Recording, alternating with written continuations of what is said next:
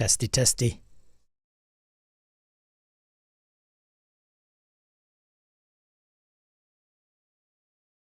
Testy, testy. Hello?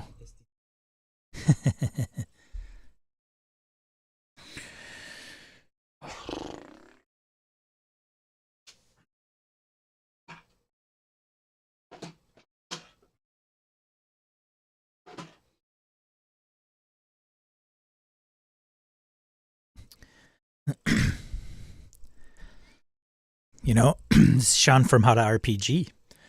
Thanks for joining and viewing this video.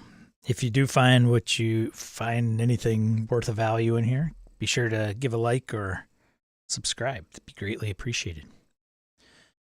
And if you find out of any type of technology that keeps glasses squeaky clean despite anything else, I would be all ears. Todd Crapper Nubis. Roger wins today. Congratulations, Roger. You earned the Community Member of the Day award for being the first person to comment. Todd and Larry, good to see you. Guys are like on point. I gotta see through the garbage that's on my glasses, man. I used to wear contacts growing up, but they're kind of a pain. Well, this is like fantastic, like spray. It's like smudges everything. Jesus. Why do I do this? Why do I even bother, people? First world problems. How's everybody doing this fine Saturday holiday weekend?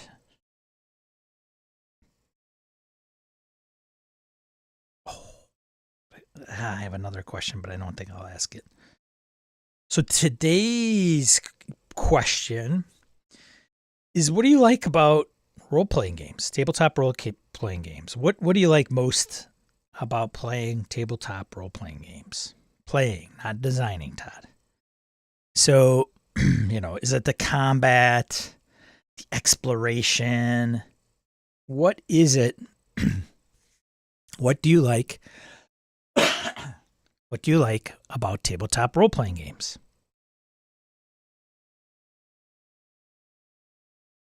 Or what do you like most? What do you like most about tabletop role-playing games?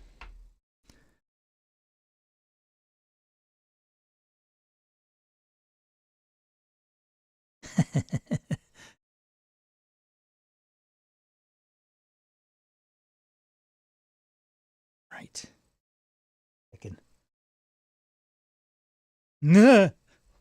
As my wife would do after she cleans her glasses every day or all the time. That's the joke, right?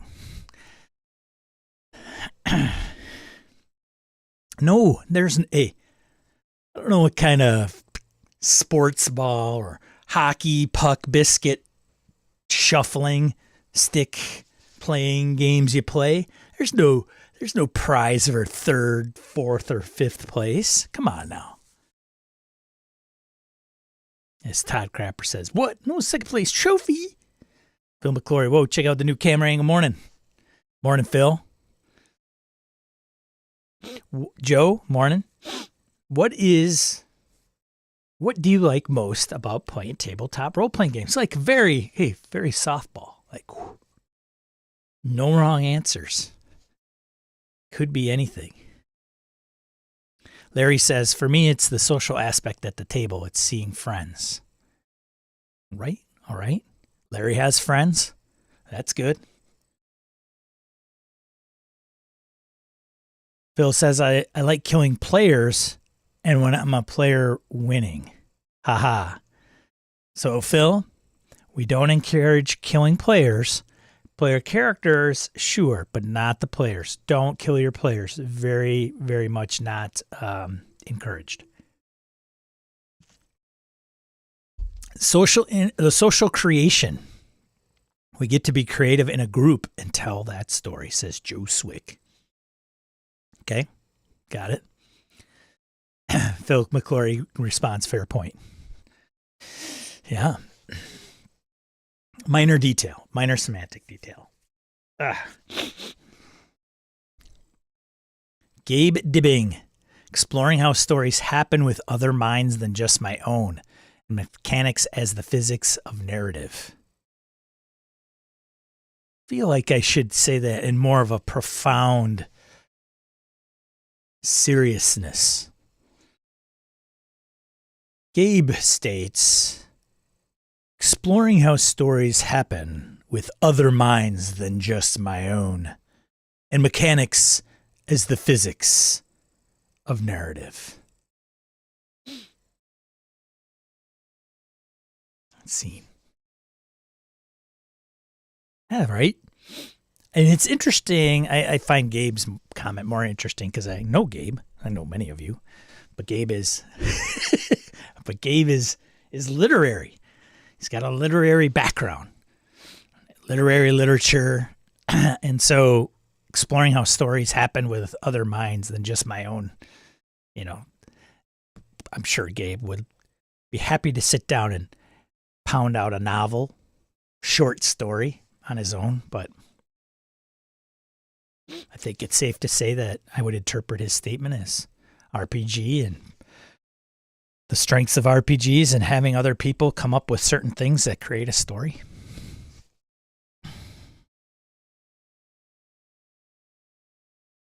Phil says, sweet answer, Gabe. Sweet answer, dude. Gnarly. Got Gabe out of the lurking shadows to comment early. That's all right. It's all right.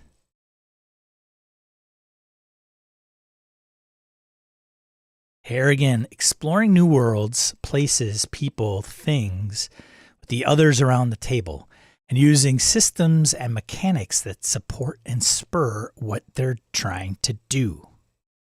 Also, what Gabe said. All right, you cannot use somebody else's verbatim. Oh, yeah, what Gabe said pretty much, Noobus. Love being, he says, he continues though, he elaborates. I love being surprised by everyone else's ideas at the table and playing to see what happens, building something out of nothing together. Todd Crapper says, and gotta admit, manipulating the players into doing something without them realizing you are pulling the strings is a bonus. Indeed. Excuse me. I'm hearing social. I'm hearing exploration. Playing with friends. Does everybody play with friends? Do you ever not play with friends? William Thorpe. Good to see you, William. Morning. And by the way, morning, Harrigan. William says, working with friends to build and / explore a story together. Harrigan, I do like inhabiting a character and portraying a world and a scene that people really engage with. All right. Joe Swick, friends and friends and friends of friends. That's about it, right?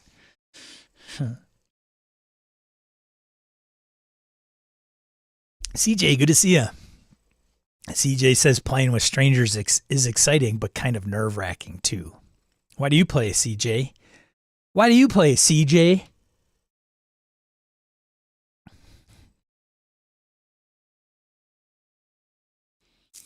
Larry says, oh yes, did a lot of Adventurers League GMing. A lot of times it was soul-crushing as he relates to playing with people he probably doesn't know very well. William says, I play with my children these days. Notice the difference? What does it mean to play with friends? Question, Wayne, is why do you play tabletop role-playing games? What do you enjoy most about playing tabletop role-playing games? We've got social, friends, exploration, inhabiting. You can inhibit characters, inhabiting characters, whatever. No wrong answer. It could be anything. CJ says he comes back because I'm too lazy to write books. Noob is starting to play with strangers more and more. Good experiences so far. I think, like I said, I don't think the hobby. Yes, there are. I think the risks are higher, but I don't think it's that. I don't think all of us are, or a majority of us are that. How do I put it? Far off from expectations when playing a game if you set up the game a little bit. I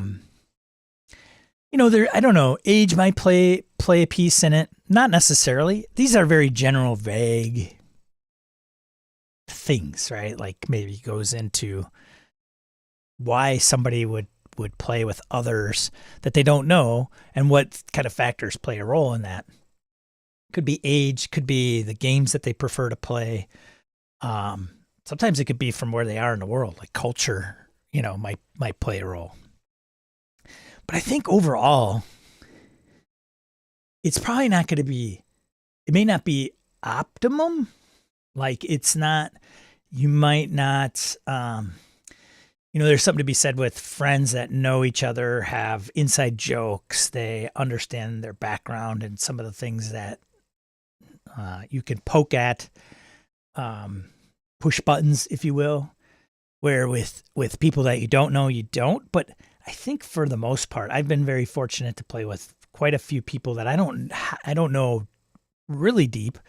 And frankly, I've had friends bring friends, like Joe Swick alluded to, friends of friends. And they seem to mesh really well. It's only like a handful of times where it's like record scratch. This person's not going to work. Like they're on a different, they're playing at a different table. That should be a saying. Instead of being on a different page, they're playing at a different table. But I'm glad to hear that, Nubis, you are taking a chance and it's working out okay. Wayne says creating a story, that writer's room experience. Larry says I dreaded playing with seasoned players, so many horrible play styles. However, I loved running for new players, being the one to start someone down the path to the joy of RPGs. It's awesome. It is, right, Larry? Like some of us get stuck in our old ways. You could be somebody that's been in the hobby for 2 years and get stuck in like, this is kind of how I like to play all the time. And I play a dwarf all the time and they're always grumpy all the time. We get into some of those habits. And so I completely understand get somebody new and have their heads explode with joy because it's so awesome and can't believe they haven't been playing it for 10 or 15 years. It's like that food they never tried as a kid because it was green. And then they try it and it's like, oh man, I could have been eating this for like 30 years of my life, but I haven't been because I didn't like green food. Sean and Guacamole. The Tales of Sean and Guacamole. That sounds like a book. Sean and Guacamole. Sean and his sidekick Guacamole. I'm going to make a sidekick in my next RPG called Guacamole. Or Guacamole. Good morning, Orcus Dorcas. Why do you play RPGs? Why do you play tabletop RPGs, Orcus Dorcas? Harrigan says, Wayne, your answer should be the wonder of playing with others, me, and the joy of industrial lasers in close quarters. That is a reference, ladies and gentlemen, to Harrigan killing Wayne's character in a mothership game. That's my suspicion. Larry says, I found in a lot of cases for AL players, AL was the only way they could get to play D&D for numerous reasons. Ooh. Dope. Wayne says, and having my characters killed in interesting ways, Phil and Sean, or just slowly tortured, a la Naked and Afraid, Harrigan. Phil says, yes, Wayne, this is the way. This is the way. Harrigan says, I wouldn't be playing with many of the people I play with now, who I now consider friends, if I didn't play with strangers.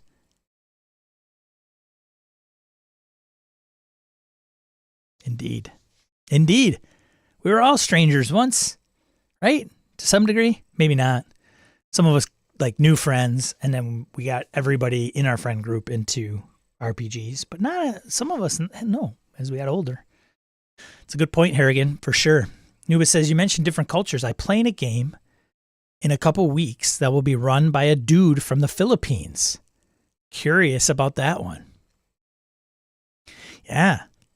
Well, and here's the thing. It's quite obvious that the roots of the hobby, i.e. D's and D's, I mean, it stems from,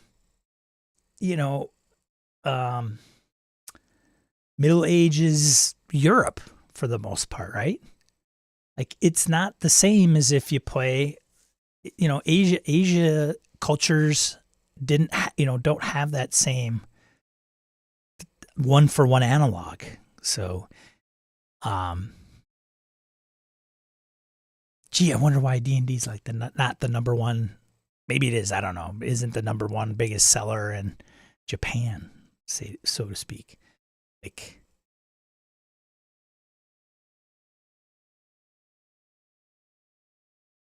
But that is an interesting. Not that all RPGs are D&D and Middle Ages Europe by any means. Not anymore, for sure. But I'd be interested to hear how it goes, Lewis. Because you know what? It could be like an experience nobody's had before. Not nobody, but an experience you haven't had before. And it could be very, very good. But you don't know, right? Wayne Peacock, Harrigan, Truth Bomb. Phil McClory, going to add Humble Harrigan to the growing list of nicknames. Can you put humble in quotes, please? Todd Crapper, you can blame Dr. Seuss for kids not liking green food. Is that him? Is he responsible for that? CJ says, organized play is a very specific type of play that doesn't appeal to me personally, but used to be a great way to audition people for home games without letting them know. Yeah, for sure. I ran Pathfinder. I took a break. I don't know if it was a year one time, a year or two. So I think I mentioned my kind of journey in the role-playing games here on stream one morning, but I don't think I mentioned how I had a 1 or 2 year break. Just my game group, I'm like, I'm done. And I've split. And a couple of years went by, and Pathfinder First Edition was still around in its heyday. And I was like, well, I want to get back in the saddle again. And I didn't have a game group. And the previous one was they're kind of doing their own thing. Hey, Sean, we're good. Like, we got enough players. Let me rephrase that. It wasn't like, hey, Sean, love to have you back. So who knows? But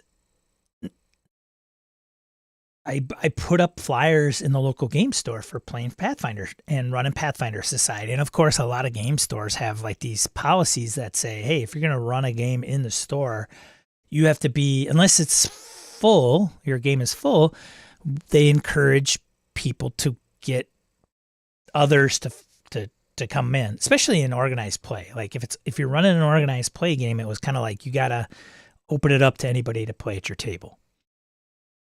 And some people, that's why they don't run in local game stores. So I posted it, a little flyer, and I had two people that I didn't know show up, and then 2 people that I did know. And one was one of my best friends from childhood, because he was living on that side of town, so he would show up. But I didn't get like, oh, there's 10 people. I've got a table that I only have 5 chairs at. So, and then these guys were kind of the same people that were showing up week to week. And it was, one of them was Doc. And I knew Doc, but I don't know if at this point I had ever played with him. Because I knew Doc from another friend or an associate of mine. But I don't think I ever played with him at that point. And so Doc just showed up like on week 4 and said, hey, would anybody have any objections to taking this to somebody's house and playing? And we all looked at each other and said, whose? Like, where do you live? Where do you live? And Doc volunteered his place. And so that's how kind of the Doc group showed up or started. And the only person that's in that group to this day is Doc that shows up.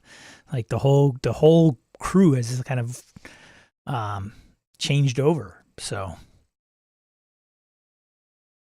and I still know those guys, and one I haven't seen in a long time, but he didn't fit in very well. He ran a couple games for us.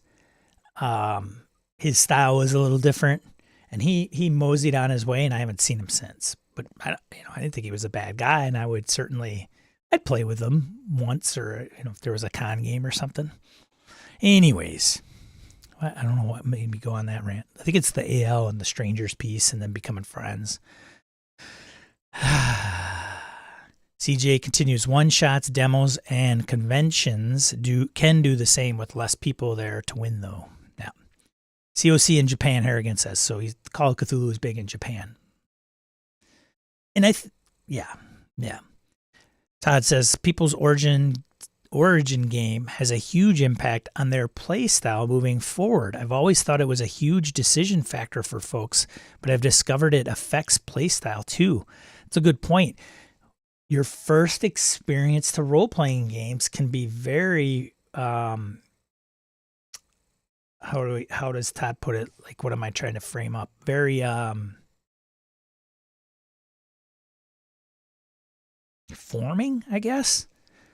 Setting the stage for how you may, and I think that's sometimes where people might say kind of the Matt Mercer effect that people have touted before, right? They maybe haven't played in a while. They watch Critical Role. There's probably, I think we would be surprised at how many people watch Critical Role but don't play D&D. But I think there is something to be said. I mean, Todd would be, I think, probably in the ballpark.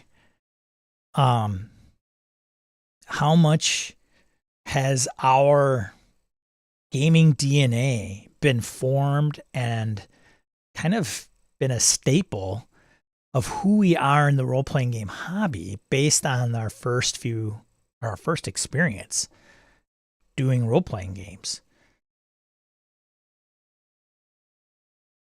Orcus Dorcas says, I think aside from that, I just enjoy games. It's the social aspect. Hey, social, ding. Every time I social, I should hit a bell. When it comes to video games, I primarily like solo gaming, and so within the game's realm, it keeps me from being a hermit. Larry says, man, once you're out, you're out. Nobody turns their back on Sean's old game group. I don't think it's me. Once you're out, you're out. Yeah, that's me, Larry. Not talking to these guys again. CJ, my college game group came out of Living City play in the old RPGA days. Very nice. Orcus Dorcas says, the evil answer is I enjoy the sound of my voice droning on about anything, and I feel everyone should enjoy it also. Formative, Harrigan says. That's what I meant. Jeez, man. Thank you for being my vocabulary, the extension of my vocabulary. Formative. Yes, the first experiences have been very formative. Thank you. God. People must just cringe sometimes when they're listening to me. Like, dude, what? Come on, man. It's formative. Yes, very formative. For sure. For sure. Arian also says, Todd's on the money. And it takes awareness, energy, and effort to change that. Yeah, it's familiarity. Right? It's comfort level. And so if you're used to, my first foray is in, maybe it's like very Monty Hall, very light. And that's kind of like I play beer and pretzels, really enjoy it, social, not taking things in the game too seriously. And And that moving to more seriousness, maybe a leap, or even the type of game. I mean, a lot of folks get down on 5th edition players because it may be their first foray into the game, and they're big fanatics about the game, and they want to use the rules and those details to maybe play something else when there's other games. And so why don't you just play another game? I don't want to play another game. And then there's frustration that comes from outsiders that don't understand why somebody just doesn't take the leap. I think it has to go within that formative space, the formative years of their role-playing game exposure, if you will. Nubis, if I had to pick a best popular streaming DM, that would be Brennan Lee Mulligan. That guy is a beast. Good luck emulating his energy. Ooh, I may have to check him out. Even though I probably have seen him, like I know the name. I don't know if I've tuned into any of Brennan's stuff. Phil McClure says, for sure, I was brought up in the school of adversarial DM. I find that element still lurks in my subconscious when running games. Well, that's a good point, too. Like game masters. God, how formative can their influence be on us in the hobby, especially if we start like, hey, I think I want to delve into this GMing thing. And Brett and I on Gaming and BS, an RPG podcast that we had done for years. Some of you come from that. That's how we know each other. But we would mention like our exposure with game masters that we've had are directly impactful on formative on who we become as a role-playing game player, specifically game mastering. And I think that's good or bad, right? So we can, like some of us will say, Brett always said, I used to play with, you insert one of his friends' names, and he would run the game, and then Brett would go, I think I can do it better, or I'd like to see more of this and less of that. So I'm going to give it my own shot. It would be interesting to do kind of an insight into when those situations occur. How often is it a split versus like a reorg? Okay, not to get into corporate talk, but how many of us have been in a game group and then said, you know what, I'd like to give my hand at game mastering, or try to game master because I think it looks fun or there's some appeal there. And then doing it in the same group and having the forever game master become a player. Because there's a couple of things that are going on in that space, right? In that type of dynamic. One, the forever game master may be doing it, maybe not by his or her choosing, but because nobody else will do it. So then I think it's more obvious that it's more that they would stay in the group and, yay, I get to play finally, yes. Which is not always like the best thing to have happen, because sometimes those forever game masters become players and they're not always the best players. Well, yeah, because there's probably a reason. But I think the reason is less apt to be disruptive to the group if that person's a forever GM by default. If it's a forever GM because I like to game master all the time, that's my deal, then there might be like, I'm a control freak person. I don't want to let go of the reins. And then when they become a player, maybe they say it voluntarily, or maybe they go begrudgingly to become a player. And then they bring their game master into their player role, which can always create an interesting dynamic. I don't know, just some things you guys got me thinking about on this fine Saturday morning. Phil's, let's see. But yeah, going to the adversarial GM, I could totally say like, oh, that's what you do, is you like kind of connive and have that kind of attitude where like, yeah, I'm going to stick it to the players. Yeah. Ooh, that's gotta hurt. As my buddy Jeff would say. CJ says, second that, dude has energy I wish I could emulate. In referring to Brennan Lee Mulligan. CJ says, I run 5e games, just convince people to try other games that I enjoy more. Larry says, wait, you did a podcast?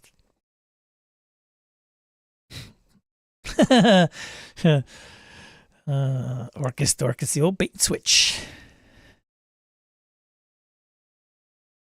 CJ says exactly, Orcus Dorcas, if you enjoyed this with me, come try some Deadlands or Fate. CJ's a Savage Worlds and Fate guy. Larry says, I was able to get a player or two of mine to take on the GM role, and while I've never been that guy to those GMs, it's hard to keep my inner GM instincts in check. Well, actually. Right? Right, Larry? Well, actually.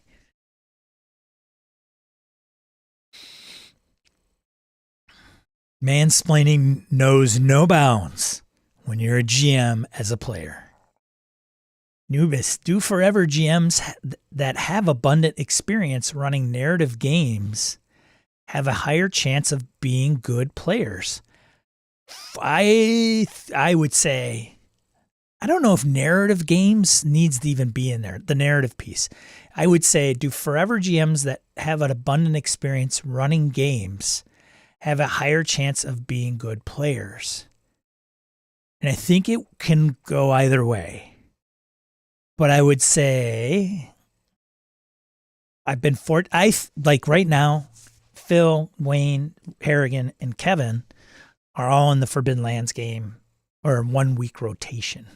That's our group it's been at least a year and a half, 2 years. God, lose time.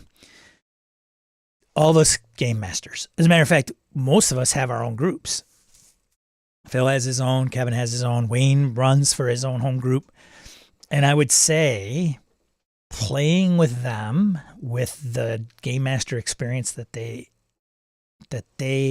have had, I would say personally, my experience as a GM and player in that group lends it to be a more positive experience. I wish they weren't here to hear that, but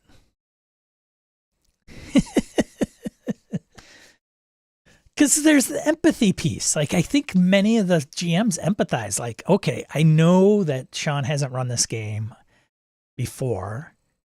We'll get through it. We'll come together. It'll be fun. It doesn't always have to go that way. It could be actually to death. Tim Jensen. Good to see you, mein Freund. He says that's why you have to approach each game as its own thing,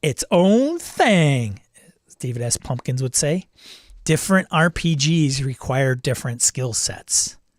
Yeah, I would agree with that. Tim, why do you enjoy tabletop role-playing games? That's the question du jour.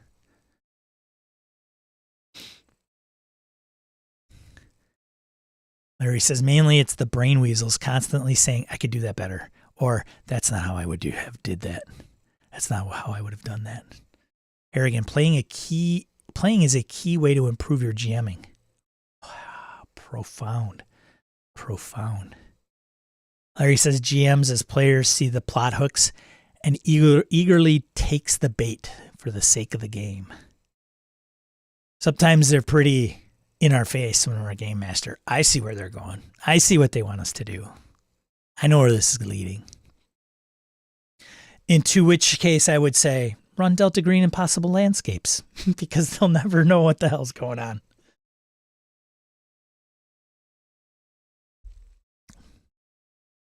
I would say that if you want to get away from what Larry is alluding to, where you are the GM who's moved into a player seat and having that extensive game mastering experience and allowing somebody else to game master, you will probably be able to see through the veil, shall we say.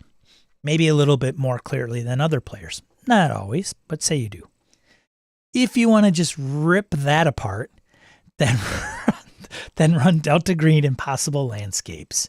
Because it doesn't matter how many game masters are at your table, they're not going to know what the hell is going on at any point in time. Can I get an amen? Some of the Impossible Landscapes players. All right. And there, either I lost. Okay. There's Larry. GMs as players. See the plot hooks. Yep. Harrigan says amen. Larry, amen. Harrigan can say amen because he's in the Impossible Landscapes game, whose character has now been arrested.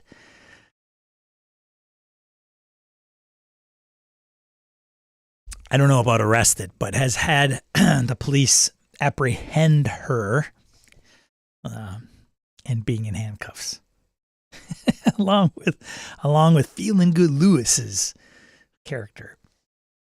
We'll see how it goes. Oh boy. All right. What are we gonna talk about this week? Should we talk about some role playing games? We've got a half hour warm up. Everybody's got in their seats. Let me see if I can bring up some stuff, if you will. I'll just start off with this, maybe. It's a good topic for Saturday morning. How playing improves your GMing. Yeah, that's I'll have to note that, Phil, which I'll totally forget after I hit stop. In custody, is Harrigan asked if they're being detained yet? So this is things that make it even more interesting, Larry.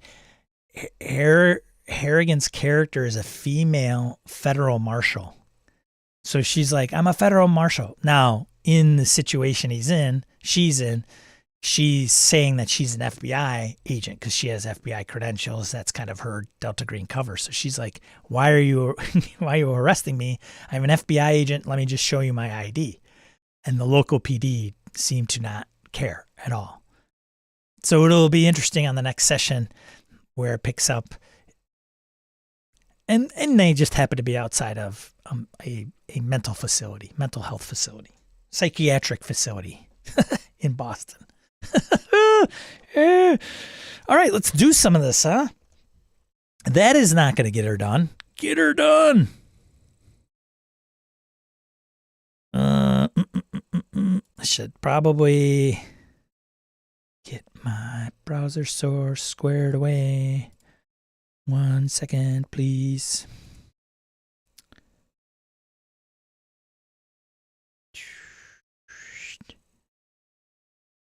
There we go. There we go. Todd says, I've been GM dependent for years now, almost always GM'd over any other role. Trying to be a player and find ways to get the same rush as when I jam without juggling worlds and multiple NPCs. Orcus Dorcas says, ma'am, this FBI ID says Johnny Utah on it. Come with me.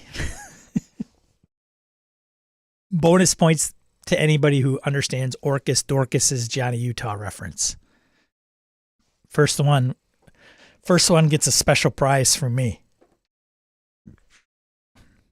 It won't be very special, but Jag Vance's Dying Earth RPG is out for Dungeon Crawl Classics, dated April 6th.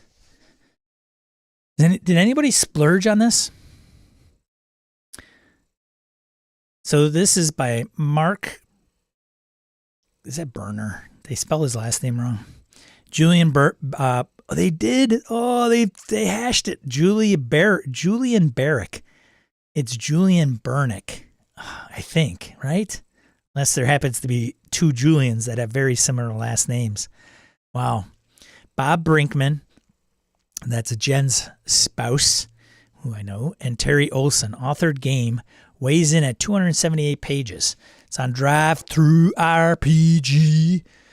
Is only available as a PDF and for $40. And obviously a print and PDF bundle can be bought from Goodman's own game store. So the box set, virtual or otherwise, contains Player's Librum, 64 pages, primer of Practical Magic, 104 pages, or is that primer? Is it primer? Primer? Primer paint, primer written? I don't know. Intimate, terrible. I'm terrible.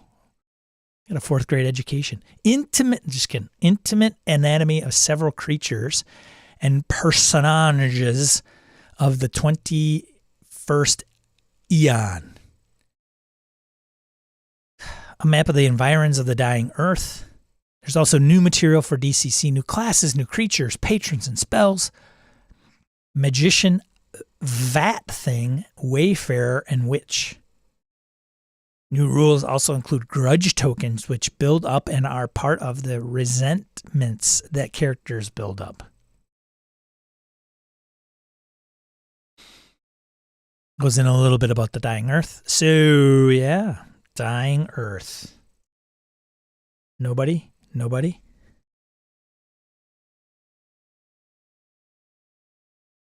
I sure as hell did. Joe Swick, I'm finding it hard to move back to GMing after playing for a while now, but want to. Soon I can dedicate those brain cycles. Yeah.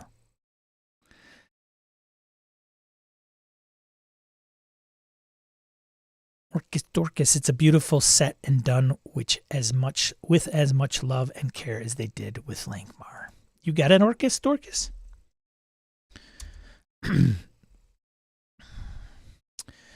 All right. So this one was interesting because it was on like April 1st that they announced it, I believe.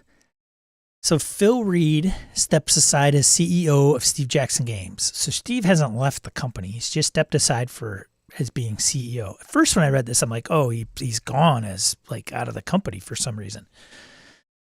But Andrew Girdwood from Geek Native says, I can't imagine Steve Jackson Games without Phil Reed at the helm.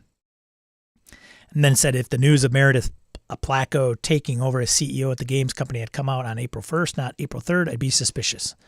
I think I misread that. I thought it was out the 1st, not the 3rd. Regardless,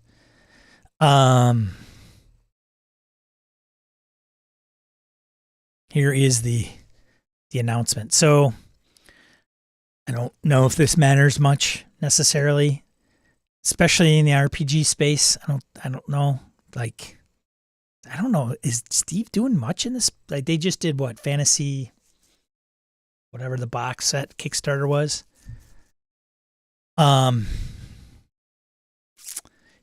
So Phil is gonna continue to lead their crowdfunding effort, act as art director, and serve as a member of our senior staff and board of directors. But he'll be doing this on a few hours a week, devoting more energy to his health, personal work, while still being available to his successor to answer questions, which is always nice. And then Meredith Placco as CEO. She's no stranger to tabletop game business. She joins from Turbo Dork, the acrylic paint company known for its bright metallic and turbo shifting hues.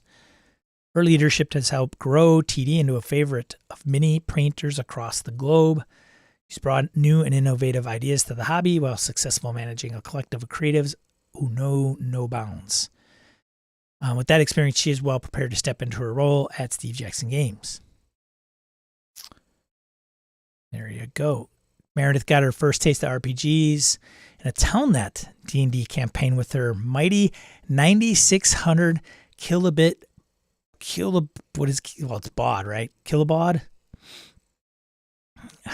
Modem. After that wrapped, everyone decided to try another system, GURPS. She was hooked.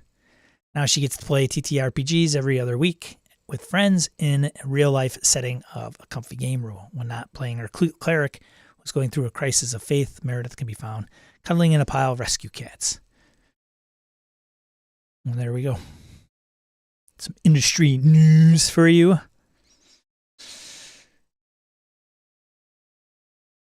Somebody's going to correct me on Primer. I've looked into this recent Primer in the UK and Commonwealth for all uses. Primer in the US for the undercoat. Primer, he says. Primer in the US for the undercoat. Primer, 2 M's for the materials that cover something briefly. To get a reader informed, English is hard. Wasn't there a rumor of new GURPS edition? Yes, there was a rumor. Where's that? In Rumorville. Wasting away again here in Rumorville. Orcus Dorcas, yes, Sean, I did a video on it. You must have missed it. I'm sure it's in your queue.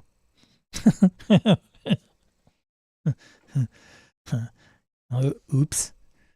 Orcus Dorcus Titterpigs. And his own YouTube show, obviously.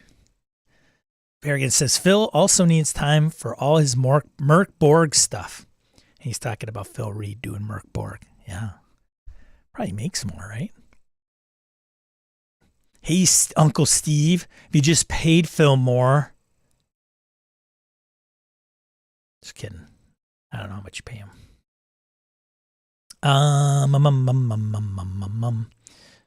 So, let's see about this one. Tales of the Valiant. Coming to Kickstarter May 2023, not 2013. Be bold, be brave, be valiant.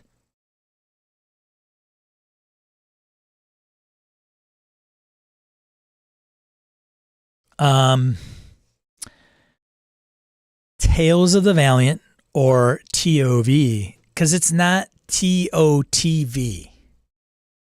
TOTV. 2TV. They're just referring to it as TOV. Not to be mistaken for POV, which would be personally owned vehicle or point of view. Is a core fantasy role-playing game that builds on the Creative Commons foundation of 5th edition.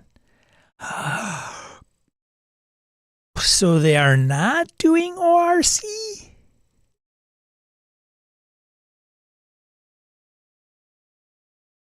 Oh, right?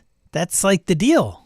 That's right there. That builds on the Creative Commons foundation of 5th edition. Like, just referencing it sounds like they're going to use the Creative Commons license that is 5th edition. Yeah, I don't know about this. I don't know, man. I don't know about this, man. I don't know about this, man. Morning, Kelly. Kelly, why do you play tabletop role-playing games? Why do you play tabletop role-playing games? Tim Jensen, if you're still in there, you haven't answered my question. I don't think I haven't noticed. Continuing on, Project Black Flag, which was what it was formerly known as, has taken bold steps to keep 5th edition vibrant in an evolving industry. Since January, Cobalt Press and the growing 5th edition community have worked together to create an open, independent version of 5th edition. Today, we reveal the name of the bold, future for Cobalt Press. I don't know. Tim Jensen says, short answer, creativity, emotional catharsis, socializing with my friends, and strategic and tactical thinking. There you go. Short, succinct, more than one reason. Thanks, Tim.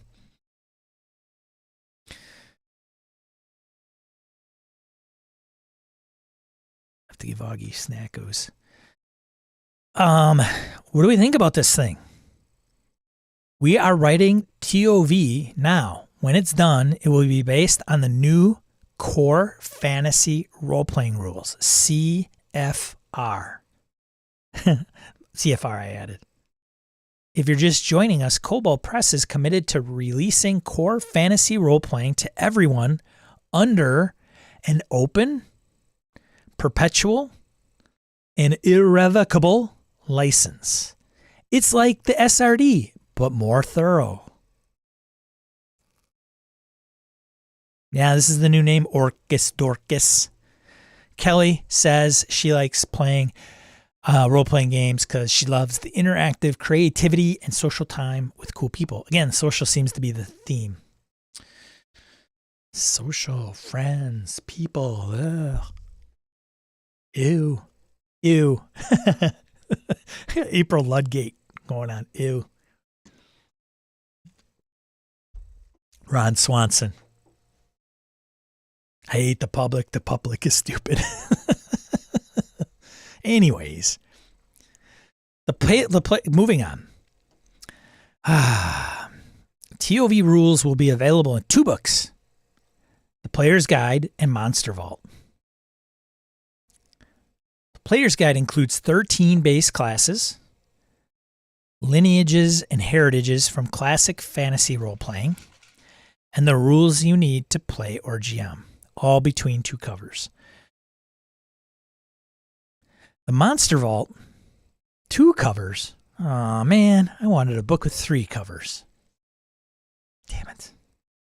Boo. Cobalt Press.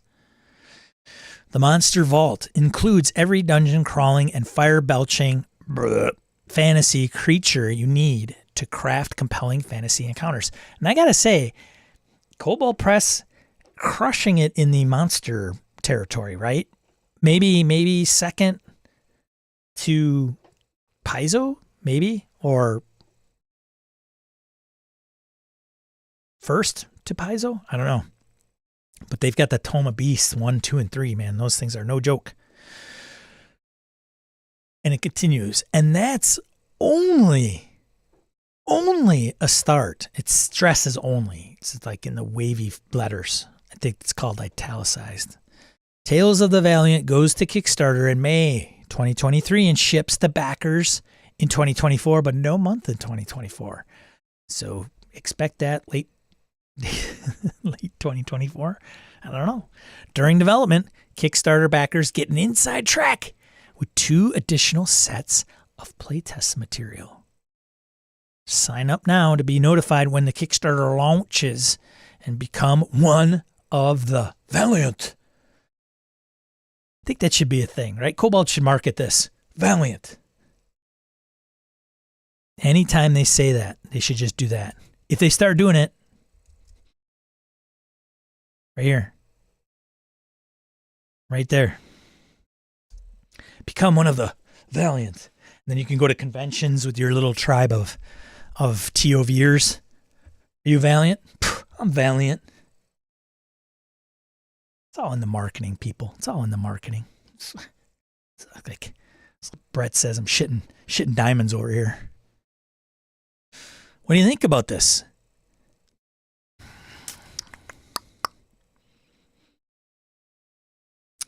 Tim Genshin, well, solo RPGs are a growing thing too. That's true, Tim, in my thing about being social. Larry, hell is other people. Orcus Dorcas, so there's the count at what? So where's the count at?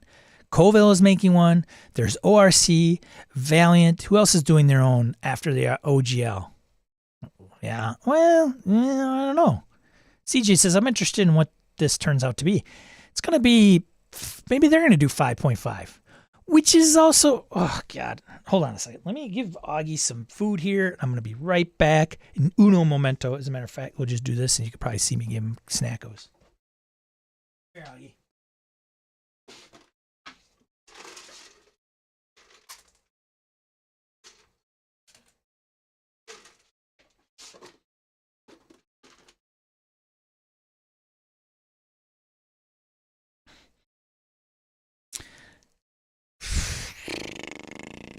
So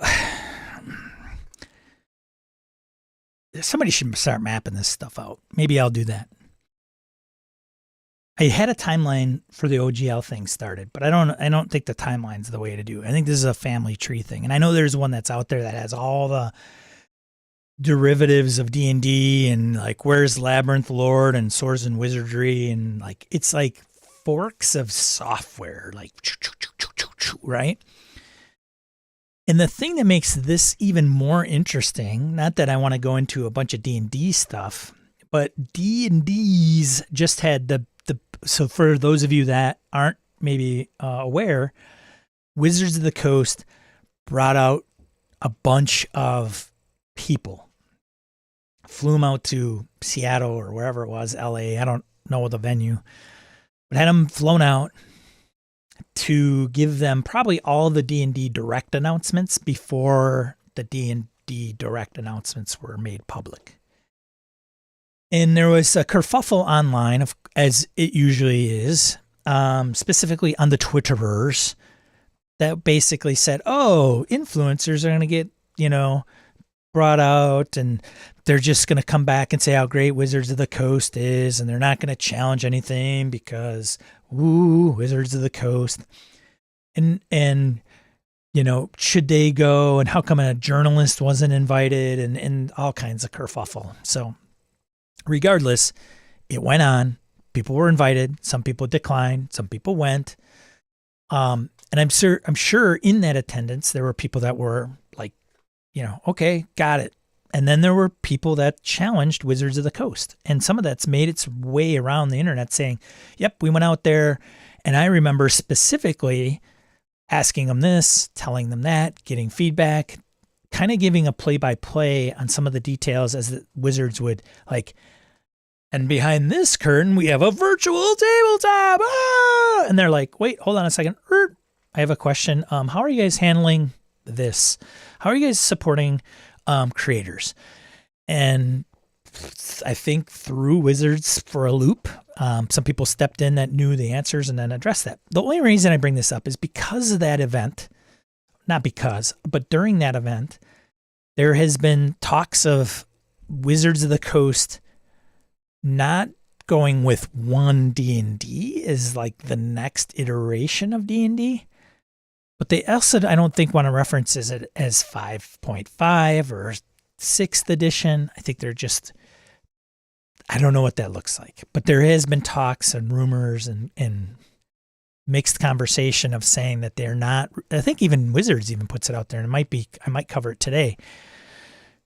So what is that? How does that play in the landscape of, Matt Colville and Cobalt Press and the licenses? So you have the systems and then you have the licenses, and it's going to be an interesting landscape. I don't think it'll be too bad because let's face it, there are tons of games out there that we all know about.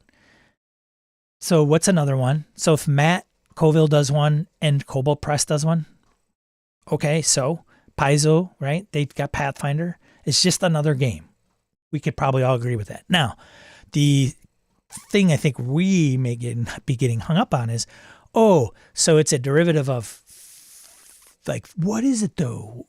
Because like Pathfinder came from Pathfinder's like 3.75, the original. And then there's Pathfinder 2nd edition. So like I kind of know the box. So what box is Valiant in? Tales of the Valiant, right? And then what box is MCDM's game going to fall into? And then what license are they adopting? A lot of it's going to be TBD, right?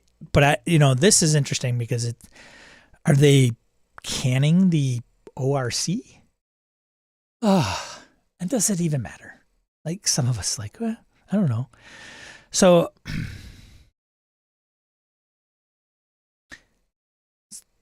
Orcus, where's the count at? Colville's making one. There's ORC, Valiant. Who else is doing their own OGL, right? So CJ's like, I'm interested in what this turns out to be regarding Tales of the Valiant. Todd Crapper. You know where Todd is. Todd's going to buy all of them. Orcus, is he grabbing his soapbox? No, I'm not grabbing my soapbox. Although I should have one right here. Like I should just like have something I go like.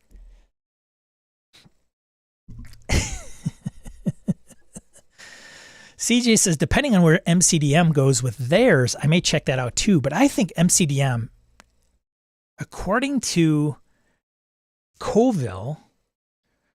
Matt Colville, it sounds like I don't know how close to 5th edition they're going to make theirs. Like, if what he says is happening, which I can't imagine it's not, like them getting in rooms and flying out James and Tricasso and sitting in a room and hashing out, like, when somebody's in combat, how do we want the combat to feel like? If they're really truly doing it from the ground up, it may be a much different look than 5th edition or Dungeons and Dragons.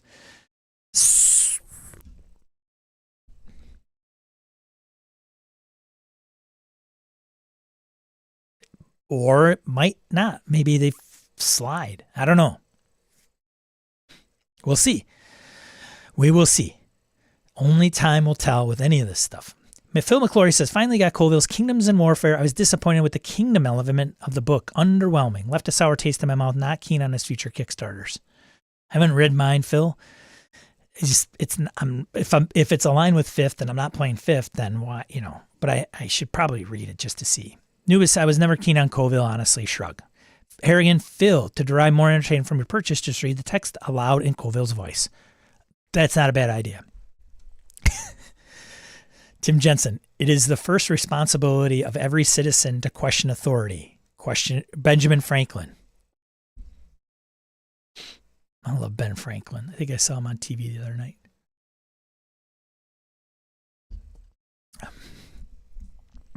Question authority. Responsibility of every citizen. Yeah? Okay. Profound, Tim.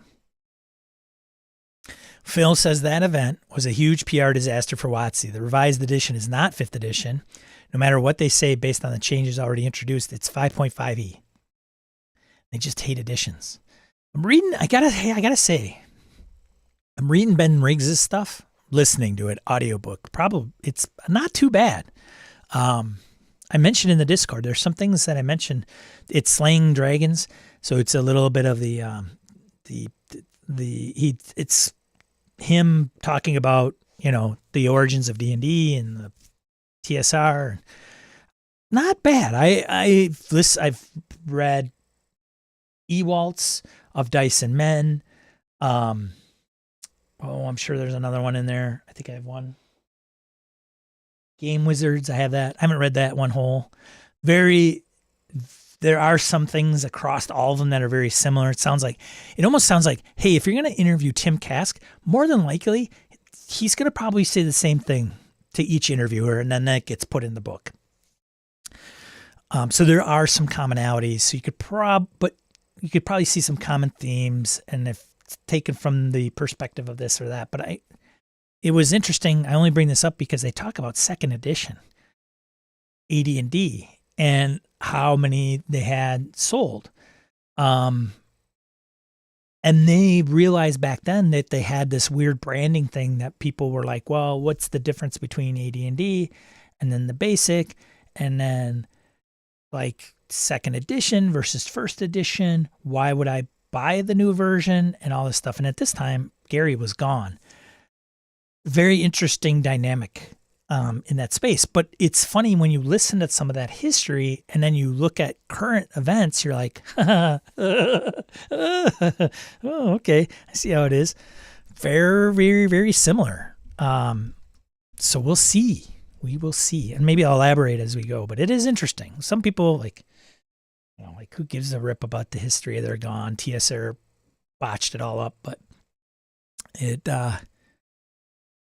that's some of the things, like, we may not know insight into Wizards of the Coast unless they open up their mouth or it's in a press release or they invite a bunch of creators out and then the creators kind of talk about it. But if you look at history and some of the things that had been happening and some of the things that they had to address, some of that stuff has not changed over the years. So you can kind of like put your finger right on it and go, I bet you they're trying to figure this out. And one of those things was like the edition piece. And why do people buy the 3 core books and never have to buy them again? And they were talking about, and even brought up, like, there are some people that could buy, there's tales of people running one game for 20, 30 years. God, yeah, they put a lot of money into the hobby. Like, it's funny because we're the ones, some of us, buying every book in the world. It's just a whole nother economic piece to the whole RPG scene, right? Anyways.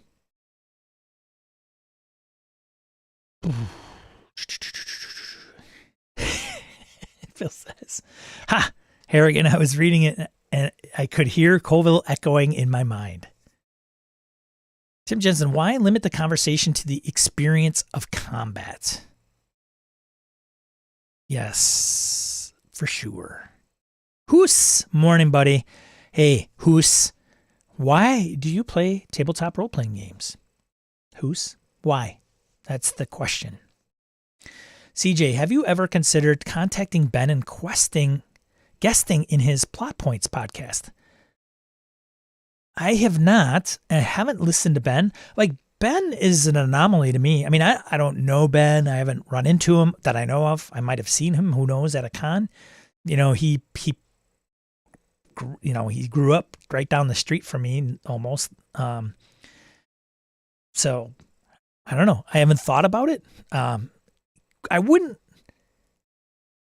guess on his show, I don't think. Like, that's always a little weird. Like, I've had people like, hey, let me be on your show, Sean. I can come on and talk about X, Y, and Z. And I'm like, maybe. But I will check out his Plot Points podcast. And maybe, did I know Ben? Maybe I've listened to Plot Points. Is that part of,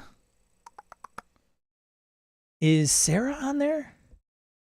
They're all in Milwaukee. Like Rob, Sarah, Sarah's last name. Oh my God, she's gonna kill me if she finds out.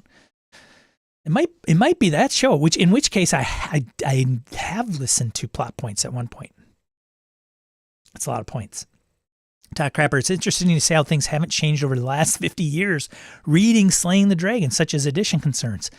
Oh, so you have read it. I see. Very nice. Hair Crapper. I play because there's no other experience in gaming like it. Boom. Did you hear it?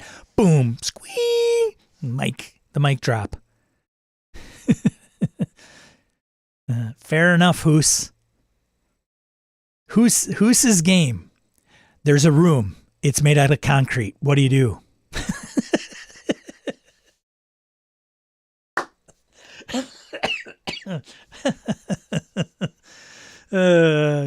He says that experience is indescribable. Hoos says, fair enough, man. Fair enough. I can just ribbon Hoos. Todd says, ironically, that book is my toilet read. So it holds, great value for you at this moment. So anyways, Tales of the Valiant. So the more interesting thing, again, I don't want to belabor Dungeons and Dragons. A lot of us aren't playing it right now. Some of us aren't big fans of WotC and Wizards of the Coast and I get it. But it is going to be interesting to see how this landscape takes shape over the next couple years, right? It's going to be the 50th anniversary. The movie just came out. Movie's getting decent reviews. It's entertaining as some people. I think they've lowered their expectations. They're probably like, can it be better than the previous ones? Many people are saying, yes, it's not bad. Great. No problem. But how these forks take place may be chipping away at some of the market share that D&D has had for the last 9 or 10 years. Does that matter to us? Maybe it does. Maybe it doesn't. How does that get people into Todd Crapper's games that he designs at Broken Ruler Games? Broken Ruler Games. In Google, you'll find the site. Go buy his stuff. So, it's great. Todd, what are you doing? Larry House, Orkin Pie, Sans Orkin Pie. Chris Izak, good morning, sir. Chris, why do you play tabletop role-playing games? Todd says it is great quality paper, doesn't chafe, easy to hear out, and flushes without blocking the toilet.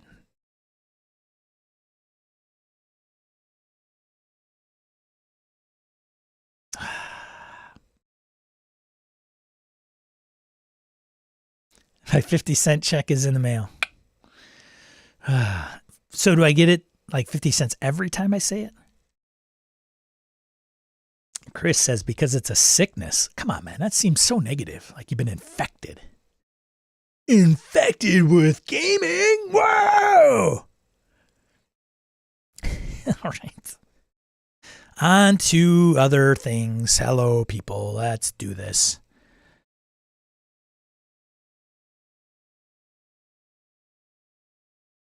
I mentioned this before. Basic role-playing universe. The game engine by Chaosium is out. I think before I mentioned how they were going to do it and they were going to make it into the ORC. Well, now it's done. It's out. You can go and get it. I don't know what the ORC is though. Like part of me is like, I'll just go and buy it and see if what is the ORC? Like what is that verbiage? I couldn't find it, but that doesn't mean anything. I'm terrible at research, right? So yeah, you can go and get this. Now, as part of ORC, basic role-playing can be used by you or me to build RPGs of our own and sell them. Chaosium says this book contains the core system rules as well as character creation, advancement, monsters, and antagonists, as well as game master advice. It's written by Jason Doral and Steve Perrin. The rules offer character growth based on what the PCs do in the game and have a pretty brutal combat system in which every action matters. So there you go.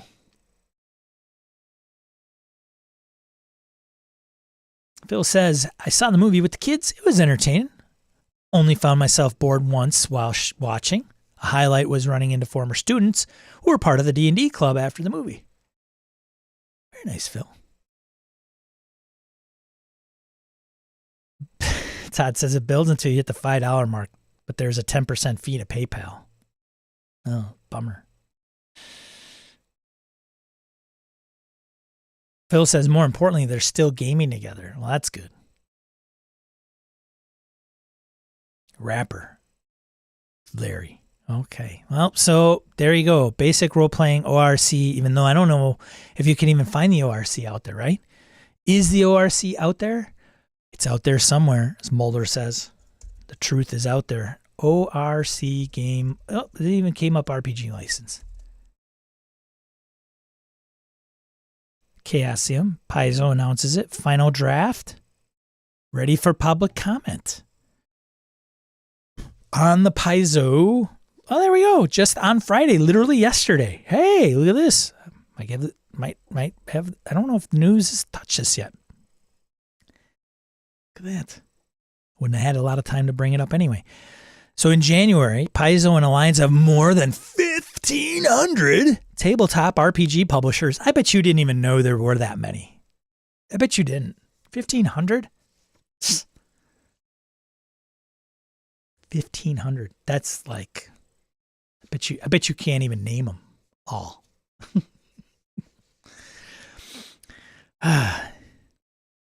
It's a system agnostic, perpetual, irrevocable open game license. I should just get really hammered and do this show. Like a system agnostic, perpetual, irrevocable open gaming license that provides legal safe harbor for sharing rules, mechanics, encourages collaboration and innovation in the tabletop gaming space. And for those of you that think I am hammered, the ORC is not explicitly a Paizo license, but hey, we've got we always update it here. We don't have a website just dedicated to the ORC. That's weird because the website costs I don't know, $10 a year for a domain, and they could put it probably on their own web server. But hey, what do I know? The ORC is not explicitly a Paizo license. Whoops, sorry. But is intended for common use of the entire games industry across a wide variety of games and platforms. Over the last several weeks, we have been working closely with Azora Law, an intellectual property law firm that works with Paizo and several other game publishers to develop and refine a working draft of the ORC license for public discussion and refinement. The first public draft of the ORC license is now complete, and we welcome the feedback of individual publishers on the official ORC license project Discord, found here, managed by Paizo. Come on, get a website up. Get it out from underneath. Paizo! Whoops, it's going straight to Discord. Booger. I don't want to go there. Found here. So you got to go to... See, now here's the problem with this. What if I'm not on Discord? Paizo.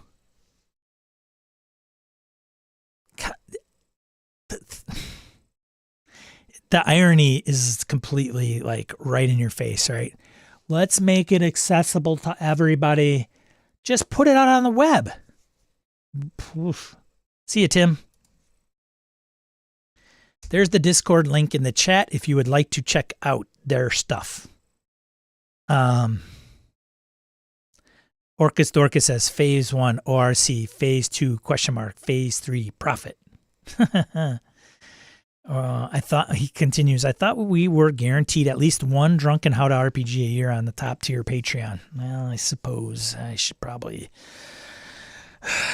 live up to my, like, what I put out there, right? You can download a copy of the ORC license and its associated FAQ, answers and explanations document below. So they do have it here? What? We will continue to refine the license and add to the FAQ based on public feedback provided on the official Discord. Not liking that at all, man. Azora will be soliciting. I'm on Discord. I got a server. I'm a Nitro guy. I pay for it. Azora will be soliciting commentary and feedback through that platform between now and Friday, April 21st, at which point they will incorporate the feedback and release another public draft.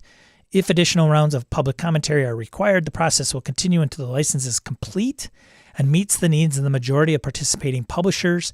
It is our intention to wrap up the entire process by the end of April, if possible. Thank you for your interest. That work is now complete and the next phase begins. So here you go. Phase 2 damage control. There you go. Bam. Download. There it is. Download the ORC license. So I stand corrected. You do not have to go to Discord, but that's what they put in there. So here it is. Should we go through it sentence by sentence? Just kidding. I'm not going to. It's pretty short. What is this? 2 pages? See, it says it says draft only. Hee hee.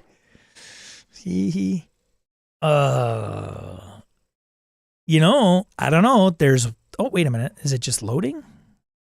Is it more than 2 pages? Nope. It's 4 pages. I just scroll really fast. 4 pages. Why not just do Creative Commons, right? Like, why are we reinventing the wheel, huh? Cool. So they only have to satisfy 750 publishers. Well, we don't know that, Todd, because it said over 1,500. That could be 1,501. In which case you need 751. I think, right? But probably more than that before they can launch. 750 gamers agreeing on one thing. No problem. Hey, Todd, are you part of that? Publishing house Broken Ruler Games? Inquiring minds want to know. William Thorpe 4. Thank you. Thank you, William Thorpe. Anyways, who's... I know you guys are like going to get Tales of the Valiant. Tales. Valiant.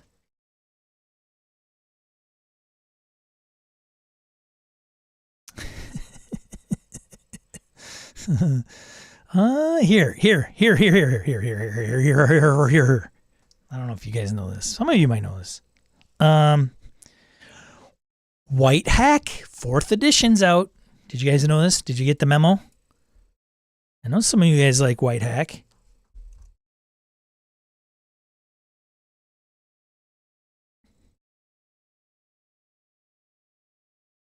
White Hack is a complete fantasy role-playing game in the original tradition.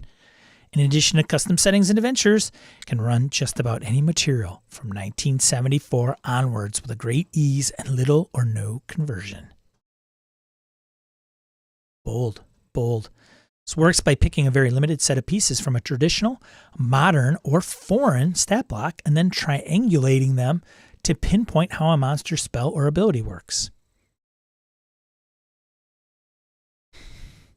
White Hack's rules are built to meet the demands of long campaigns. It mixes old and new school mechanics to create an emergent game, which helps you take your first steps, and then keeps challenging you as you become a more experienced player. Single book of rules is brief, concentrated, and comes in a small format with a traditional layout. So this is not new to you, some of you, but it is the new 4th edition. So there you go.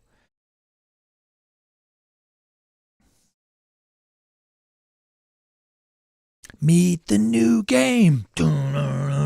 Same as the old game. 4th edition. I knew I'd get Harrigan to peek. What? Huh?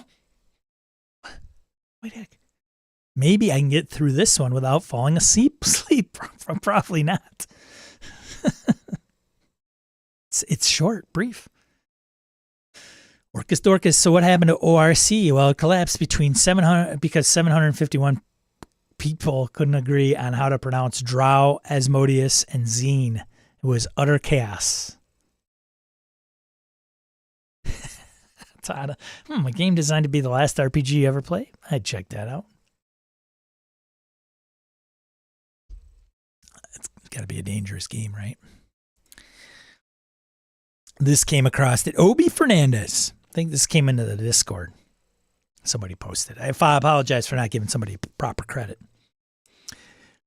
My kids and I just played D&D with ChatGPT 4. Remember, there's going to be more as the DM. Hey, Michael. Michael, why do you play tabletop role-playing games?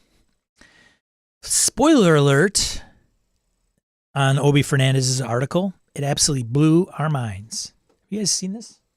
Augie, don't be a dink. My oldest, I won't get through everything, right? My 2 oldest kids, Taylor Ann and Liam, are 26 and 23, respectively. My youngest son, Tenzin, is 15 years old. All of us are together at my house in Mexico City this week, and the discussion topic generating the most heat is OpenAI and GPT-4. Since Tenzin has been playing tabletop RPG games like D&D for years and has a lot of experience as a DM, we discussed playing a campaign together, but then Tenzin had the bright idea of letting ChatGPT be the DM. Chris says, the article about the ChatGPT game is beyond wild. It's amazing and concerning. Our days are numbered, Game Masters. Our days are numbered. So if you want to become part of the GM's Guild,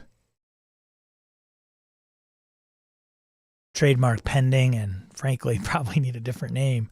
I think we need to form a support group, if not a union, to keep back our Android cybernetic AI powered foes. The brief version of White Hack is 143 pages.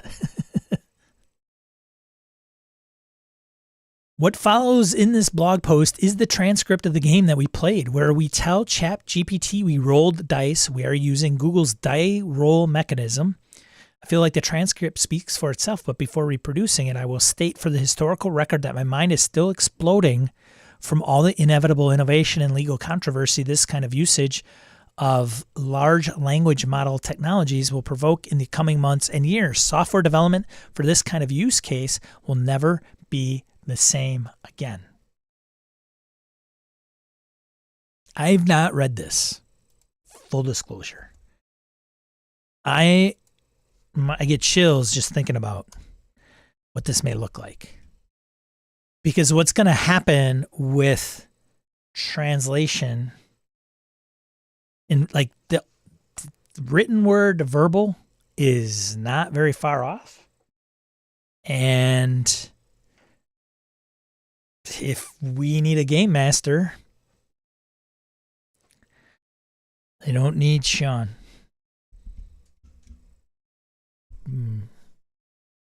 Days are numbered, game masters. Human game masters. We're going to be like that weird futuristic, like Matrix movie where we're children of Zion because we haven't been incubated to power the AI and stuck in the Matrix all these years. We're not going to have those plugs on our heads because we're all natural. That's what it's going to be like. That's what it's going to be like.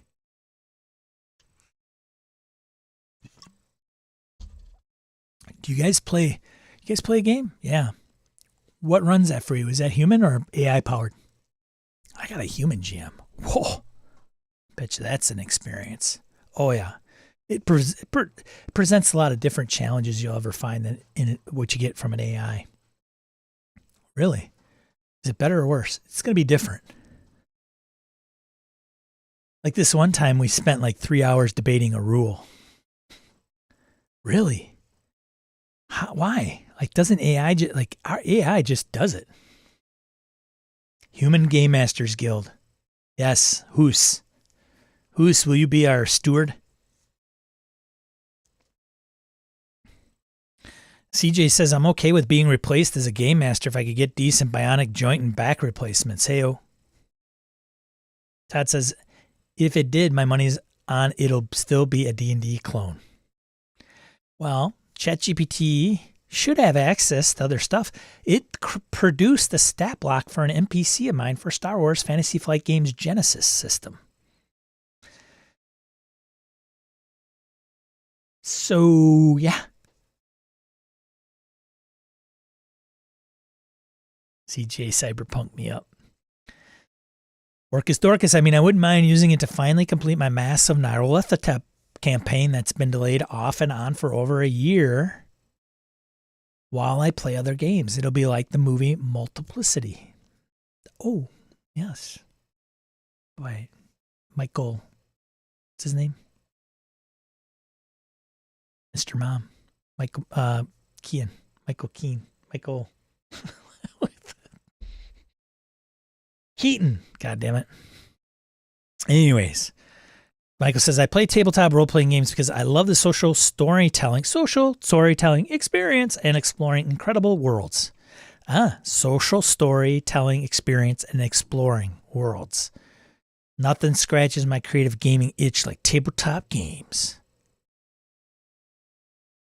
Todd Crabber, yes, but if asked to simply create from scratch, how much of D&D D20 aspects will it pick up and incorporate? AI is just a student who copies off the rest of the class.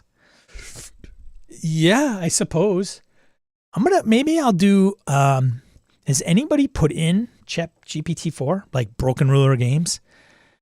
Create a role-playing game system that helps facilitate an air of suspense when the players, and then like provide mechanical pieces,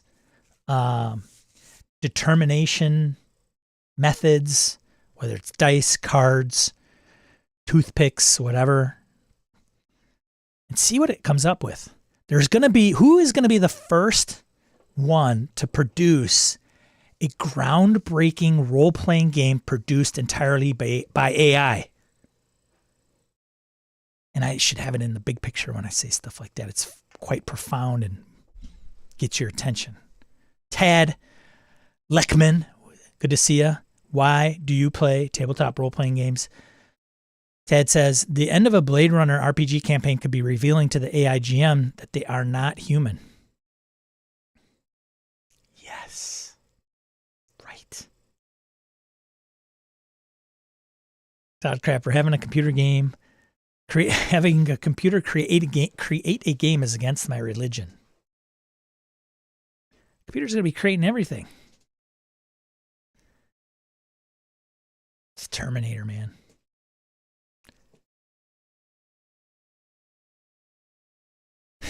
In all the schools in the whole world. ChatGPT created the last role-playing game system I will ever need. I'm telling you, man, read this article. It may not even matter, because we'll all sit around our campfires, get out these things called paper and pencils, write down some stat blocks, pull out a little plastic weird shaped things with numbers on them, and we'll proceed to play a tabletop role-playing game. That's how the olden people did it back in the olden days.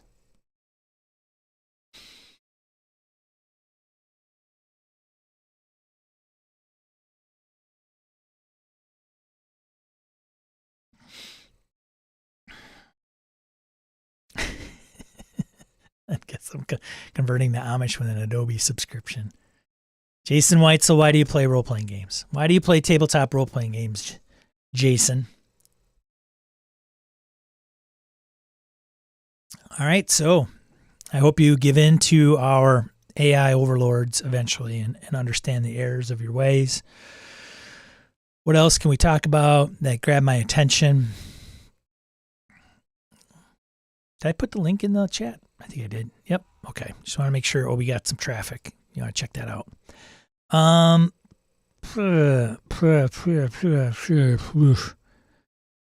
Should we go into, I don't know if this is going to, News Digest from EN World, which typically has to do with print or crowdfunding. Honor Among Thieves in theaters.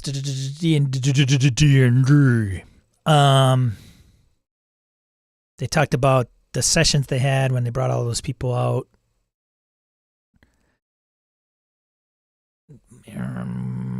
Blah blah blah blah blah blah blah blah blah blah blah blah blah. Did we go over the Q4 2022 numbers for D&Ds? I can't remember. We won't. You guys don't have to leave yet. Let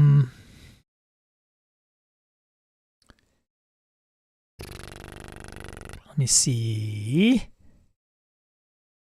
Speaking of video game licenses, Paizo announced a partnership with BKOM Studios to create 2 new Pathfinder video games. There you go. D&D doesn't have to have video game, just be the only one with video games.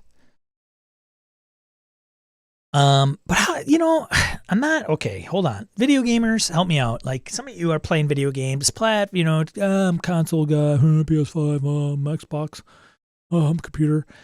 Help me understand when all these fantasy RPG video games come out for like D&D, Pathfinder, Skyrim, Elder Scrolls, insert whatever. How are any of them that different? Like I got to imagine there's gear and questing and NPC interaction, and then there's first person or third person. But is there like to me, I got to say, zero appeal to me. Like Zippo. Absolutely none. And that's just me. I just want to know, like, how do you pick one and why is one really good? Like Skyrim, okay, maybe because it like isn't Diablo, which is another one to throw on there, and Diablo's a little different. I don't know.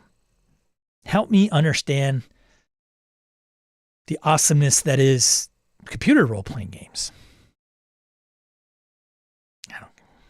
Sorry. There we go. Shadowrun, Whispernets. If you're a Shadowrunner, it's available. So let's say we're not even print. Like, how does EN World go? You know what? This is RPG news, not print or crowdfunding. Anyways, I'm not EN World, so there you go. We mentioned the Steve Jackson piece, Chaosium.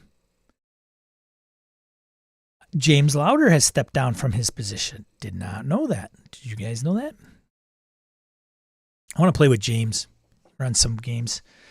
James decided to end his tenure as Chaosium's executive editor, effective March 31st, 2023. He's moving back to full-time freelancing as a writer, editor, and publishing consultant for books, tabletop games, comics, and transmedia projects, a.k.a. probably get paid more. James's contributions to Chaosium as a creator stretch back more than 2 decades. That's why I want to bring this up, because this guy's been on the Chaosium realm for a while. Most notably on the RPG book Pulp Cthulhu and the fiction anthology Madness on the Orient Express. In 2015, he served as a consultant on creator relations and remained a passionate advocate for creators throughout his time with us. He later joined the staff to help revive the fiction line, then took on the role of company executive editor, with work negotiating licenses and improving contracts, developing IP strategies, building processes and standards, and handling many other matters that played an integral role in every Chaosium product and project. Susan O'Brien will be taking over the day-to-day of the fiction program. Questions about licenses, contracts, and other matters can be directed to Chaosium Vice President Michael O'Brien. Chaosium President Rick Meintz said, Rick was at GameholeCon.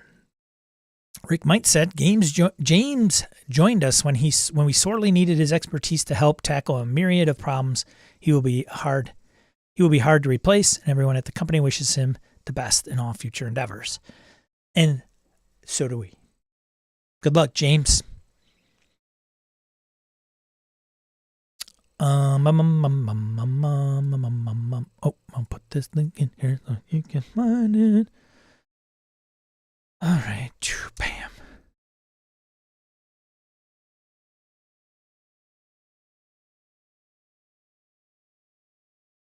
Michael Holland says, I'm more excited for the first video game that uses an AI GM to generate unique story elements on the fly. Give it all the assets it needs to build the environment and run with it. That will be epic. That is not far. No way. It can't be. ChatGPT, Midjourney merging, like ChatGPT going to Midjourney, producing the artistic elements. ChatGPT will be the engine, and then of course there'll be the voice piece, which is already out. Like all these are out there. They're just separate right now, as far as I can tell. Like that's why some of these are like. There's the YouTube channel. You haven't seen. If you haven't seen this thing, it's hilarious. It's in our Discord. I don't know if anybody can post it in the chat. It might not let you, but there's a YouTube channel. Joe Rogan is the game master. Elon Musk is a player. Gordon Ramsay is a player. Donald Trump is a player. And Samuel L. Jackson is a player. Static page. Voices sound almost exactly like them. And not only that, but it incorporates like a little bit of who they are, right? Like, because if I try to sound like Donald Trump, you'd know it probably wasn't me. Or that wasn't me. It's probably not Donald Trump. They're hilarious and they're well done. And I got to imagine that somewhere somebody's typing up the script, right? Like, hey, ChatGPT, come up with a script with these following players, incorporating their characteristics as a person into a D&D game. Taking that, feeding it into some, and then taking their recordings, programming an AI to produce a voice pattern like them, to include pitch and tone, and then translate the script using the prompts with the special language, special audio. You put animation on there, and even what's the AI for replacing faces? Deepfake. It's gonna be crazy. It's gonna be crazy. This is not far away, man. I'm telling you, it's gonna be nutty. You know, the thing is Wizards of the Coast is gonna do D&D, whatever they're gonna call it. They're gonna come out with a virtual tabletop, but like it'll be old, kinda, I guess. But then again, so is pen, paper, and dice. So I guess it's just, what do you want to use?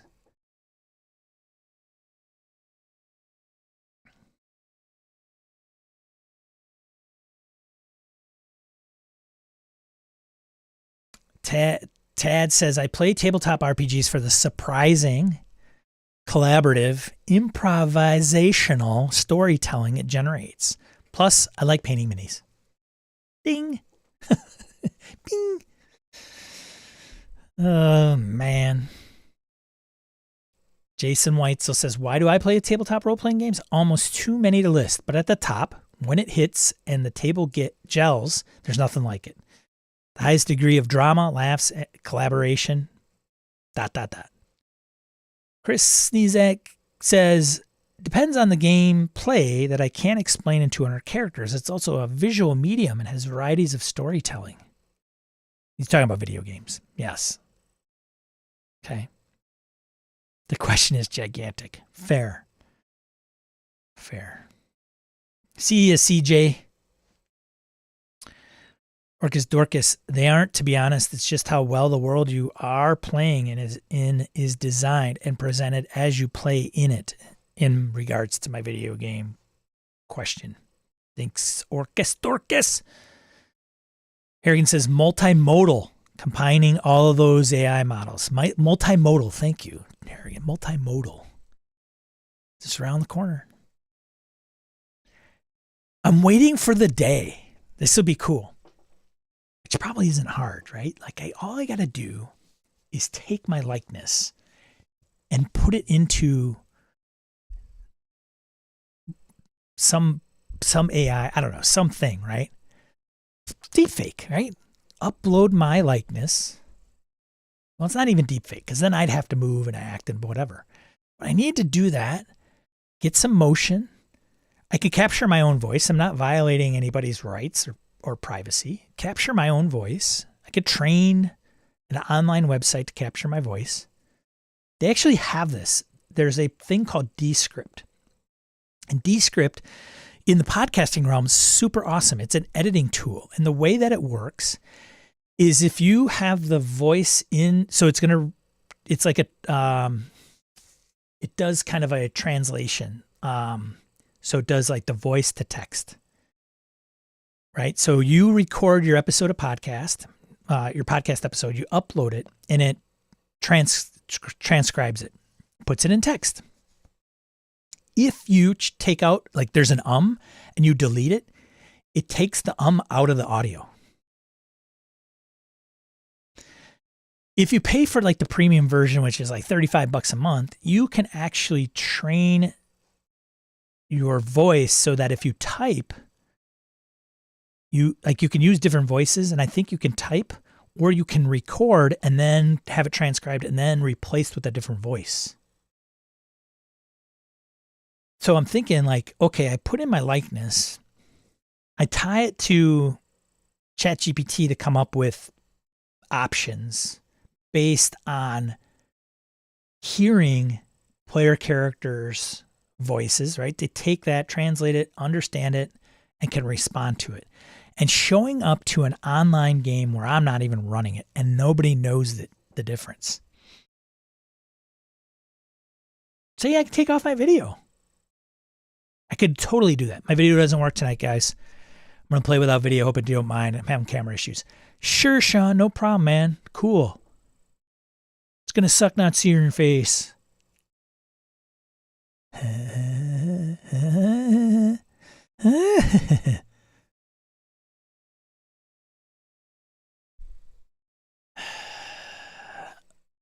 Tad says, for me, on the video game side, the decision to try an RPG video game is similar to deciding to try a tabletop RPG. Art, world, character progression, options, interesting systems, good story potential, and exploration.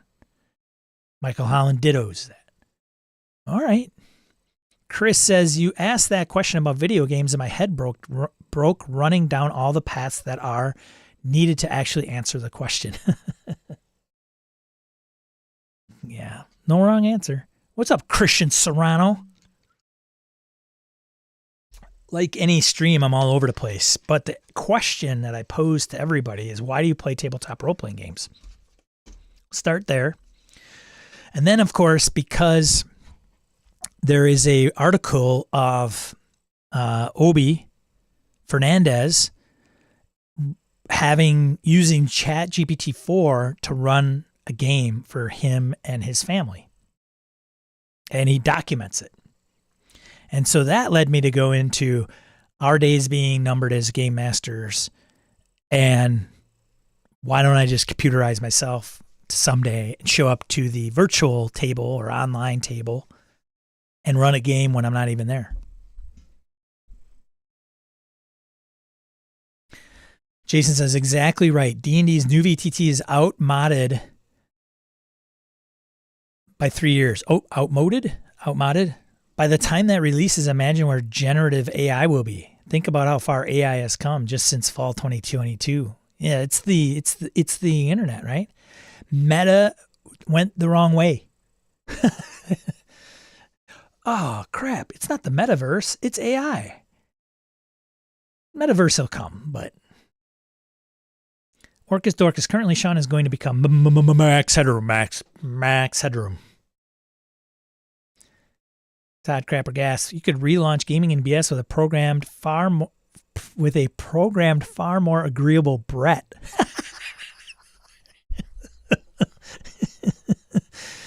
You are right, Sean, and the smartest person here. Aw, thanks, fake Brett. Gaming in BS continues with little to no effort. I could do it. I could get Brett's voice. I got 400 episodes of Brett's voice. You don't think I could create Brett's voice in AI? Easy peasy. Have ChatGPT do an episode. It probably knows about us, right? Because ChatGPT goes back, what, to 2020? It has indexed things up to 2020, so not the last 2 years. So we got episodes early enough. So in the style of Brett and Sean, here's an example of a transcribed episode. Come up with another RPG topic for us to talk about. Put a voice to it. Boom. Hey, Gaming and BS is back, baby. Brett wouldn't even know. And what would Sean have to do? I don't know. Maybe nothing if it gets integrated well enough. Todd, I think you're on to something, buddy. Jason Weitzel says, in 2 years, Microsoft will have cornered the market on virtual tabletop experiences. Bold message. Heard it first here. Probably not, but that's okay. Jason did. Victor Wyatt, good to see you. Why do you play tabletop role-playing games? Victor. Orcus says, also, Christian, why do you like RPG video games? Christian, I like the story revealing as I play, he says, about probably tabletop. It's like a novel, but with action and choices. See you, Harrigan. Thanks for stopping by, buddy. Todd says, Brett sounds identical to a Canadian actor I've seen here and there. If the AI doesn't work, you could hire that guy. I got plenty of samples. Orcus Dorcas says, bingo, Christian. I think that is the best succinct answer. Chris says, AI won't replace the GM in our lifetimes. Oh, I don't know about that, dude. It's moving at the speed of light, man.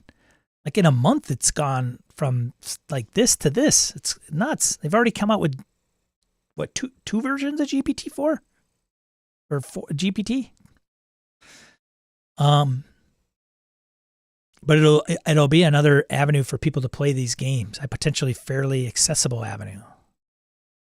Orcus Dorcas, unless that was for the first question, but it still holds true for the video game answer. That's true. Talking about responses and questions getting mixed up here. Curious now, asking GPT. Yep, it knows gaming NBS. Who said? Who? If you ask it, what are the hosts? Does it say who it is? I'm telling you, man, there's going to be things that we're like, oh, I see it totally doing that. It's the things we don't see it doing and actually happening. That's the crazy. Yep, wrote a bio for you. Oh, sweet. I don't know if the bio is accurate. I actually said, hey, write my resume. And I put in a link to my LinkedIn profile. And it came up with a resume, but it was like some of the facts that I put in there wasn't true. I don't think. Or copied it verbatim. Gaming and BS is a podcast that focuses on tabletop role-playing games and related topics. The podcast is hosted by Brett B. and Sean K., who discuss various aspects of RPGs. Interesting. I'm telling you. Just get this to do the DM thing. That's like the next thing for role-playing games. Some place out there, like they're all tabletop, all virtual tabletop. Oh, let's do the virtual tabletop. Oh, we got this all digital role-playing game. You know, you don't like everything's accessed digitally. There's no books. It's like this, and there's gonna be somebody that's like the GM. Like we created the GM. It doesn't even matter what game you play, as long as it falls under this realm and it's been out in the last 3 years.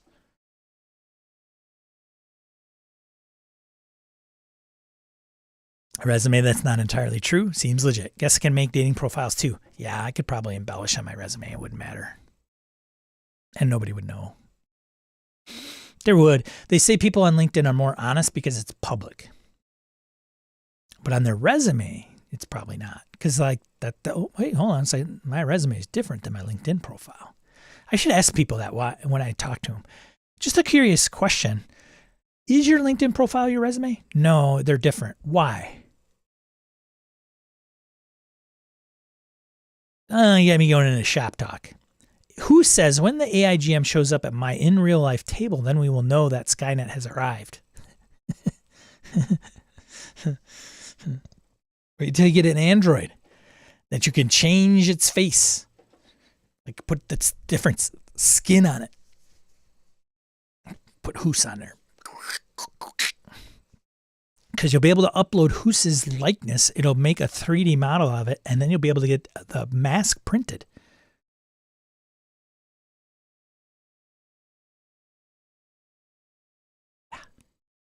It's going to be crazy, man. It's going to be crazy.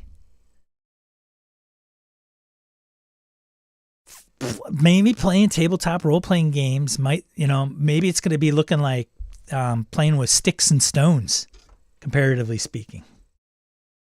Is that profound enough? Like get somebody's blood boiling? Sticks and stones it is. Screw that guy.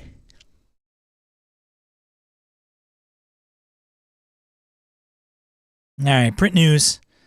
Print news. What's going on in print? Organic Buildings by Headless Hydra, 5th edition, hardcover adventure and 2 RPG systems. Organic Buildings is a supplement to Organic Towns. Next one, Amazing Encounters and Places, Volume 1, D&D 5th edition, hardcover supplement. Like 5th edition is going it's not disappearing. People are creating all kinds of stuff for it. It's going to just keep on trucking. Like how many people, but here's the question, how many people are still creating for Pathfinder 1st edition? I don't know. Is it going to end up, is it? I don't know. Is it just going to keep going? Crypt of the Devilich. DCC, Dungeon Crawl Classics, 5th edition, not for DCC. Dig Dug does the cover. A re-release adventure for a group of 4 to 6 15th level characters inspired by the dreaded Tomb of Horrors. Interesting. PCs are sent into the Devilich's crypt to destroy her before she can return to power as foreseen in a prophecy. However, the unknowing PCs have actually been tricked into entering her crypt to free her from her prison. Sweet.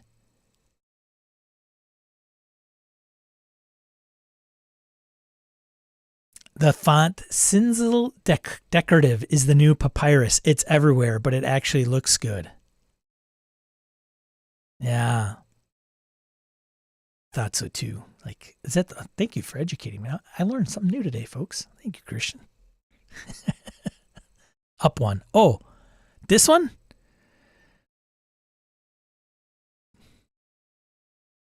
Gotta go see a Tad. Interesting. It's the new Papyrus, huh?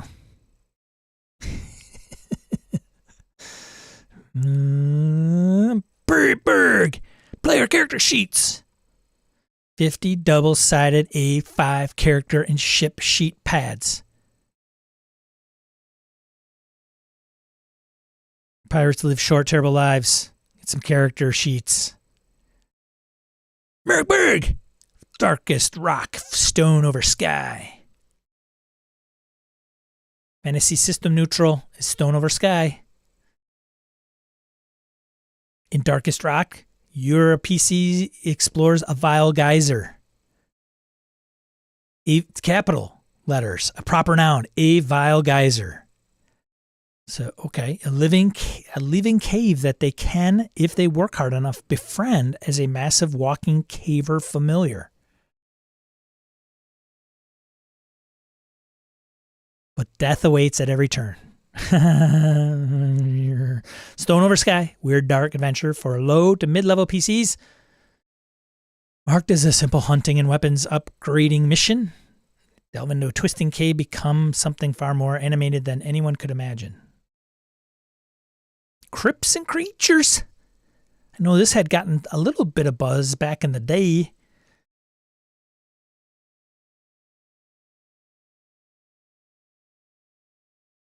What do you think of like having like photographs for art?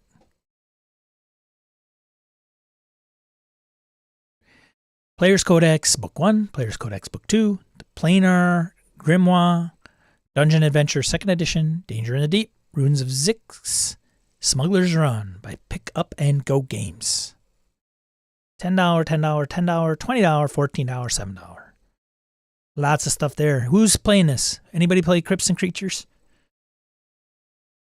Anyone? Bueller? Anyone? Anyone?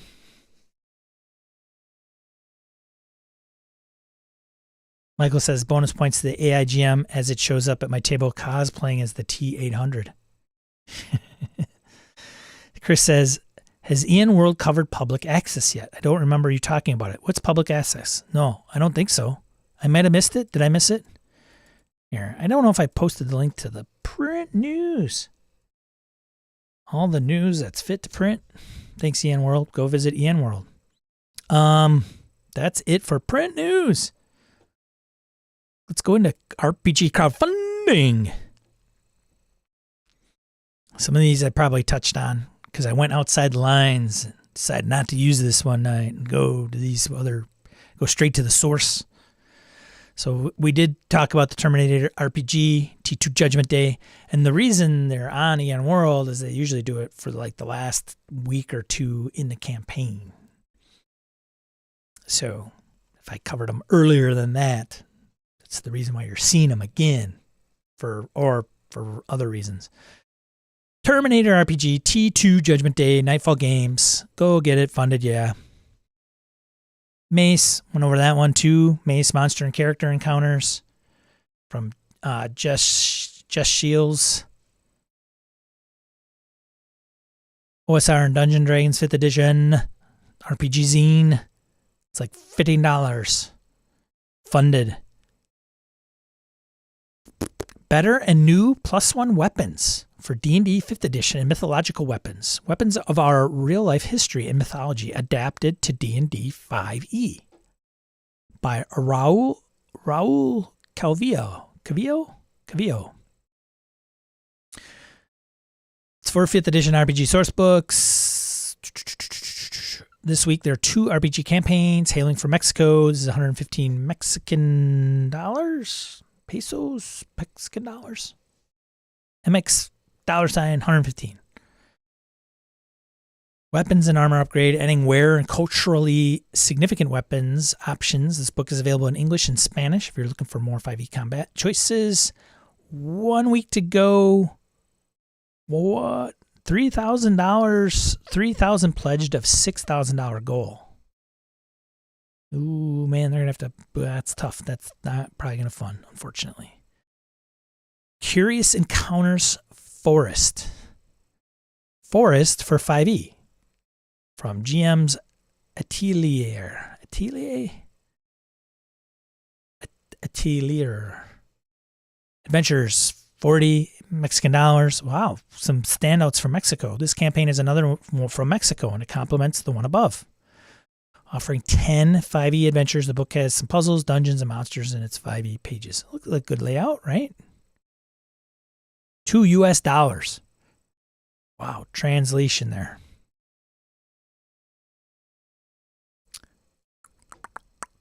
It is not funded. Has a ways to go. It's unfortunate. It's a 5e. Like, how many 5e things aren't getting funded? What's going on here? What's the story? Why aren't these funded? The weapons one, maybe it's kind of, I don't know, we don't see a lot of weapon stuff. But this one, is it too high? 8,000 of 27,000 goal? I don't know how that translates. If 40 Mexican dollars is equal to 2 US dollars, let's do the math. Next one, Tomb of the Undying Empress, an adventure for Pathfinder 2 and 5e from Beyond the Horizon. That font, Christian, what font is that? That font is, I think Castles and Crusades uses that font a lot, don't they? It's an adventure, 15 euros for the PDF and print-on-demand discount options from Beyond the Horizon.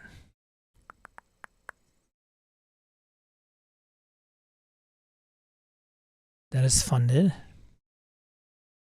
Trinity Continuum Player's Guide. Gather your crew and get ready to roll out. It's on Backer Kit by Onyx Path Publishing. Story Path System. Woot! Story Path. $55. Player's Guide offers new mechanics and features for your game using the Story Path system similar to World of Darkness. Engine. Tells the story of individuals that can alter reality. Bend the universe to your will. Big Bads, 5e. A lot of 5e presents. $99. The Big Book of Big Bads, Creatures, and Curios. $99. Shipping and handling for the PDF and print versions of both books, plus the box, GM screen, community copies, STL files, and a pitch a monster. 2 books, over 500 pages of 5e monsters, bosses, minions, and magic items. Crushed the goal. Crushed it. 10 grand, not $1,000, but still 231 grand.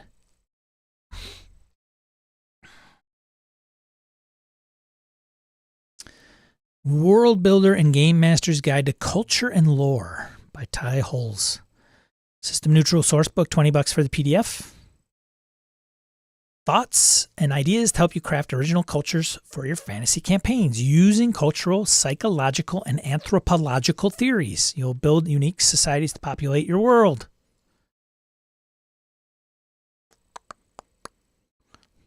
There you go. That's funded. That's it. That's it for crowdfunding news. Did I miss anything? What is public access? What is this about? What am I missing? Am I missing something here? Tell me. I'm looking through some of the news that I might not have bookmarked that might be interesting to bring to everybody's attention. Must curate this. I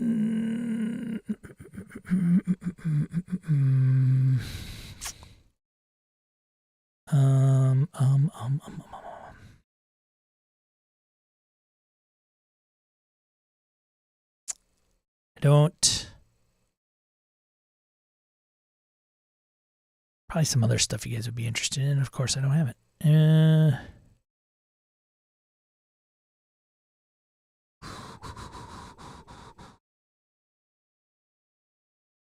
I don't know. Gauntlet releases Brindle Bay-based game of analog horror with public access. That's it. There we go. I got it for you, Chris.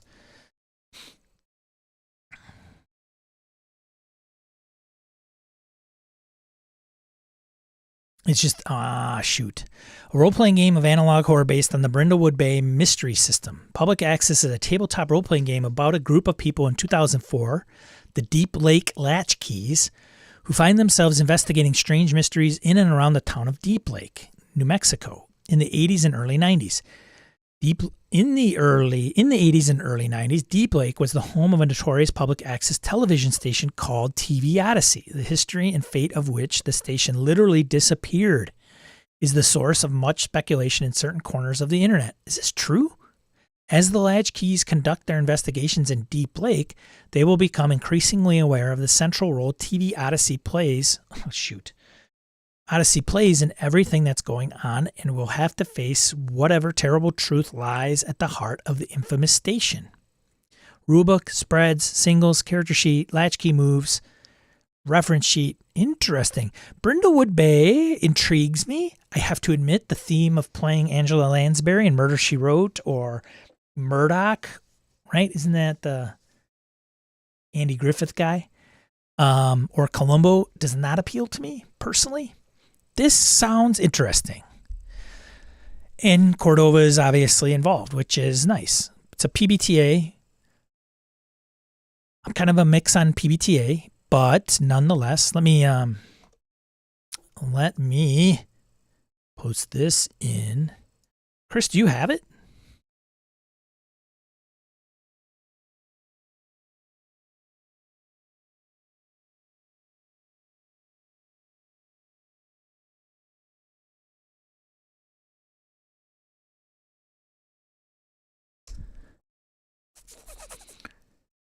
And even he and Chris beat me to the punch. It's creepy postmodern horror mystery RPG by Cordova from the Gauntlet. It uses carved from Brindlewood. Carved from Brindlewood. I get it. Game system as the base and is one of the best RPG games I've seen recently. Best ever. We've been playing it on Wednesday nights. Interesting. Orcus Dorcas says, I've got a copy of Public Access, but haven't read it. Been tasked with reading Yazba B&B, and it's slow going. I haven't been disappointed at all in Public Access. Chris S. I just delivering on everything I thought it would and teaching me some things about horror GMing.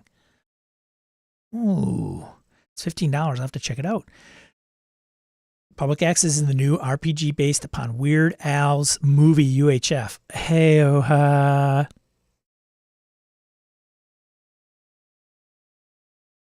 All right. Interesting.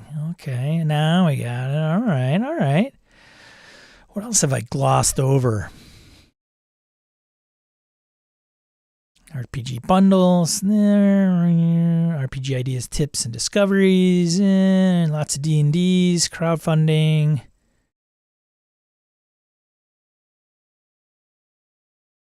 Jane Austen for a couple to play together. Do you want to bring romance into your late night D&D? Playing one-on-one? Then you want to check out Blood Roll for Romance, a D&D date night. A role-playing game adventure module inspired by Jane Austen for a couple to play together. Get the cover of that book, huh?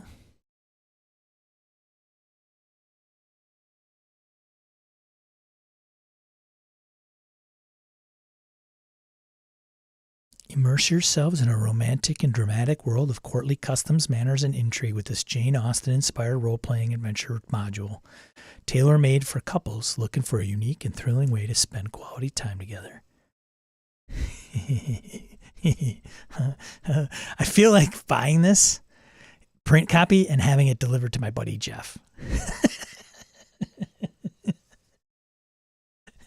And say, Jeff, I've missed you. The idea behind Roll for Romance.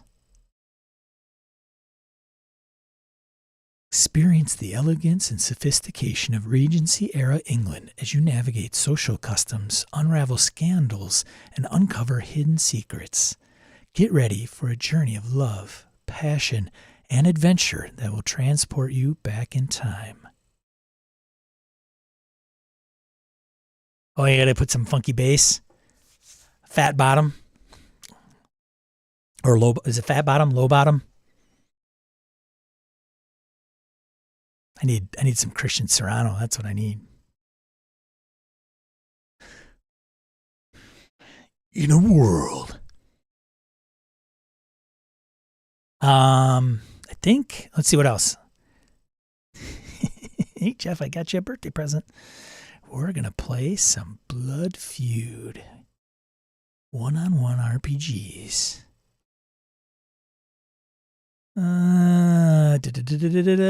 There's a lot of stuff, man. There is so much stuff.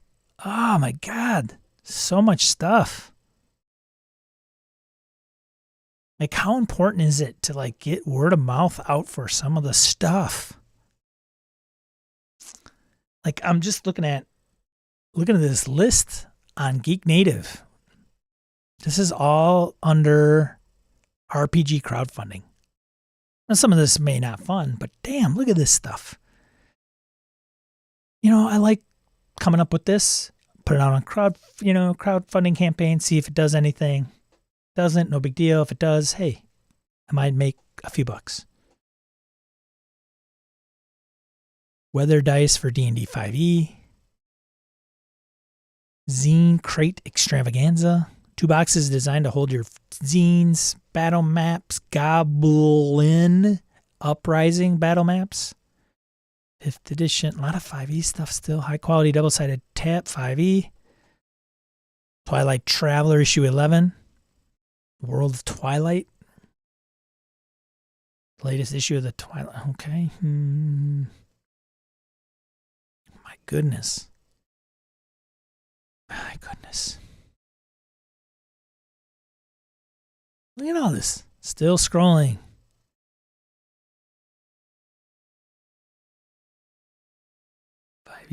Architects Deep. I'm trying to see if anything catches my eye. The Game Master's Grimoire, 100 dungeon entrances. Unlock the door for your players with 100 dungeon entrances. 2D20 Core Solo. A set of role-playing tools keyed to any of the 2D20 game systems. See that, Gabe? I don't know if Gabe's still around or not.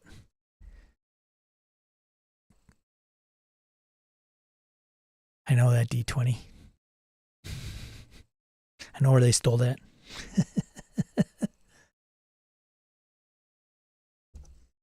Solo Core, Solo Role-Playing 2D20.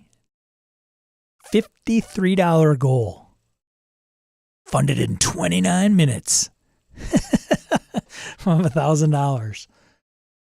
In some campaigns, that would be 2 seconds.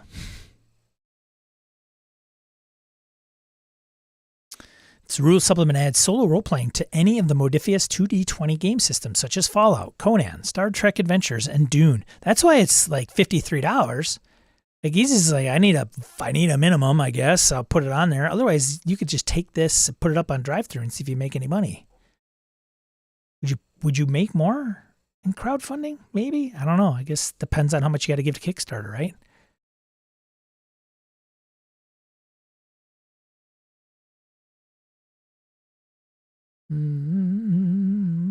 Okay, well, there you go. What else did I miss? Adventure Path from Morris. 5e Ghost Hunting. 5e Book of Villainy Leaders, D&D 5e. Codex of Crime from Evil Pigeon Games, D&D 5e. Jeez, man.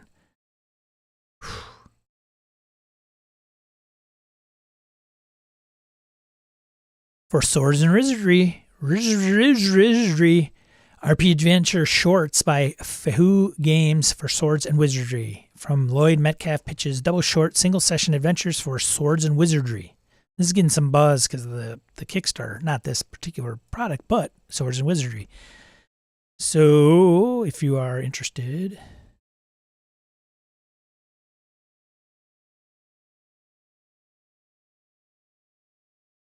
it's funded. $200 goal, $2,000.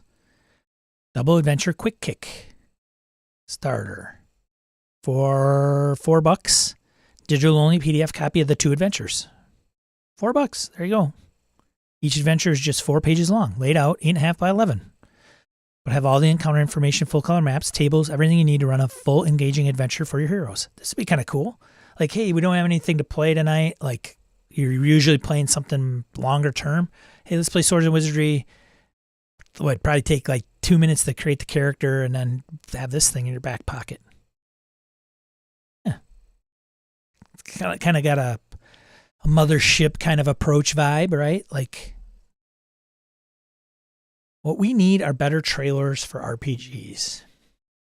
Yeah, maybe. Maybe. We're a little over, but I'm going to see if there's anything else I missed. Post-apocalyptic games tiles.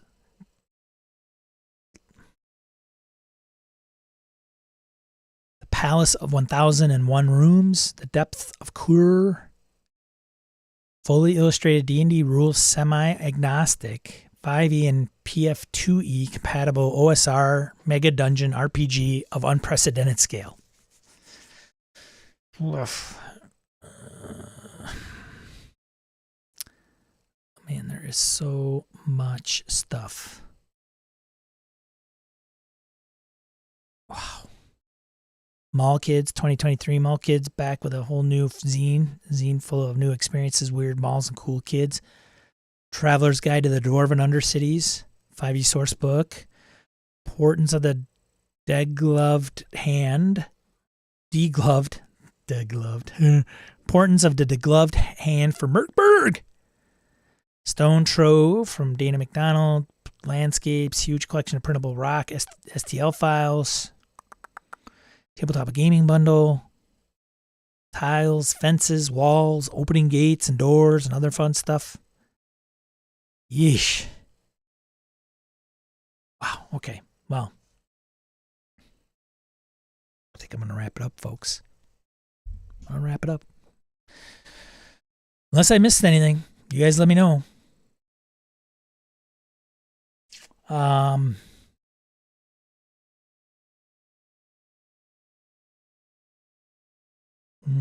Yeah, I can't think of anything. I'm going to thank all these people for supporting me. I probably need to add one or two and probably take a couple off. That's all right. No big deal.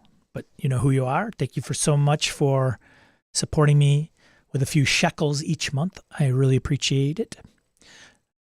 Someone pitched me Twilight 2000, Chris says. Yeah, I've got that. It's on my list to play. I'm a big fan. I'm a military guy. So, yeah.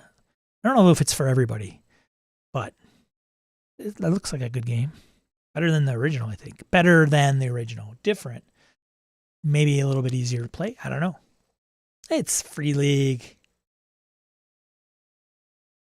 Yeah, that's all I have for this week. Thank you again for all these supporters that have, again, provided some financial support over all these years, weeks, months, and even those that have done it in the past. Thank you very much. I really appreciate it. I think that's it. I don't really know what else to say. I'm signing off for today. Go do something. Go play some games. Take some time for yourself. Spend time with friends, family, people that make you happy. And we'll catch you next week. And remember, be a positive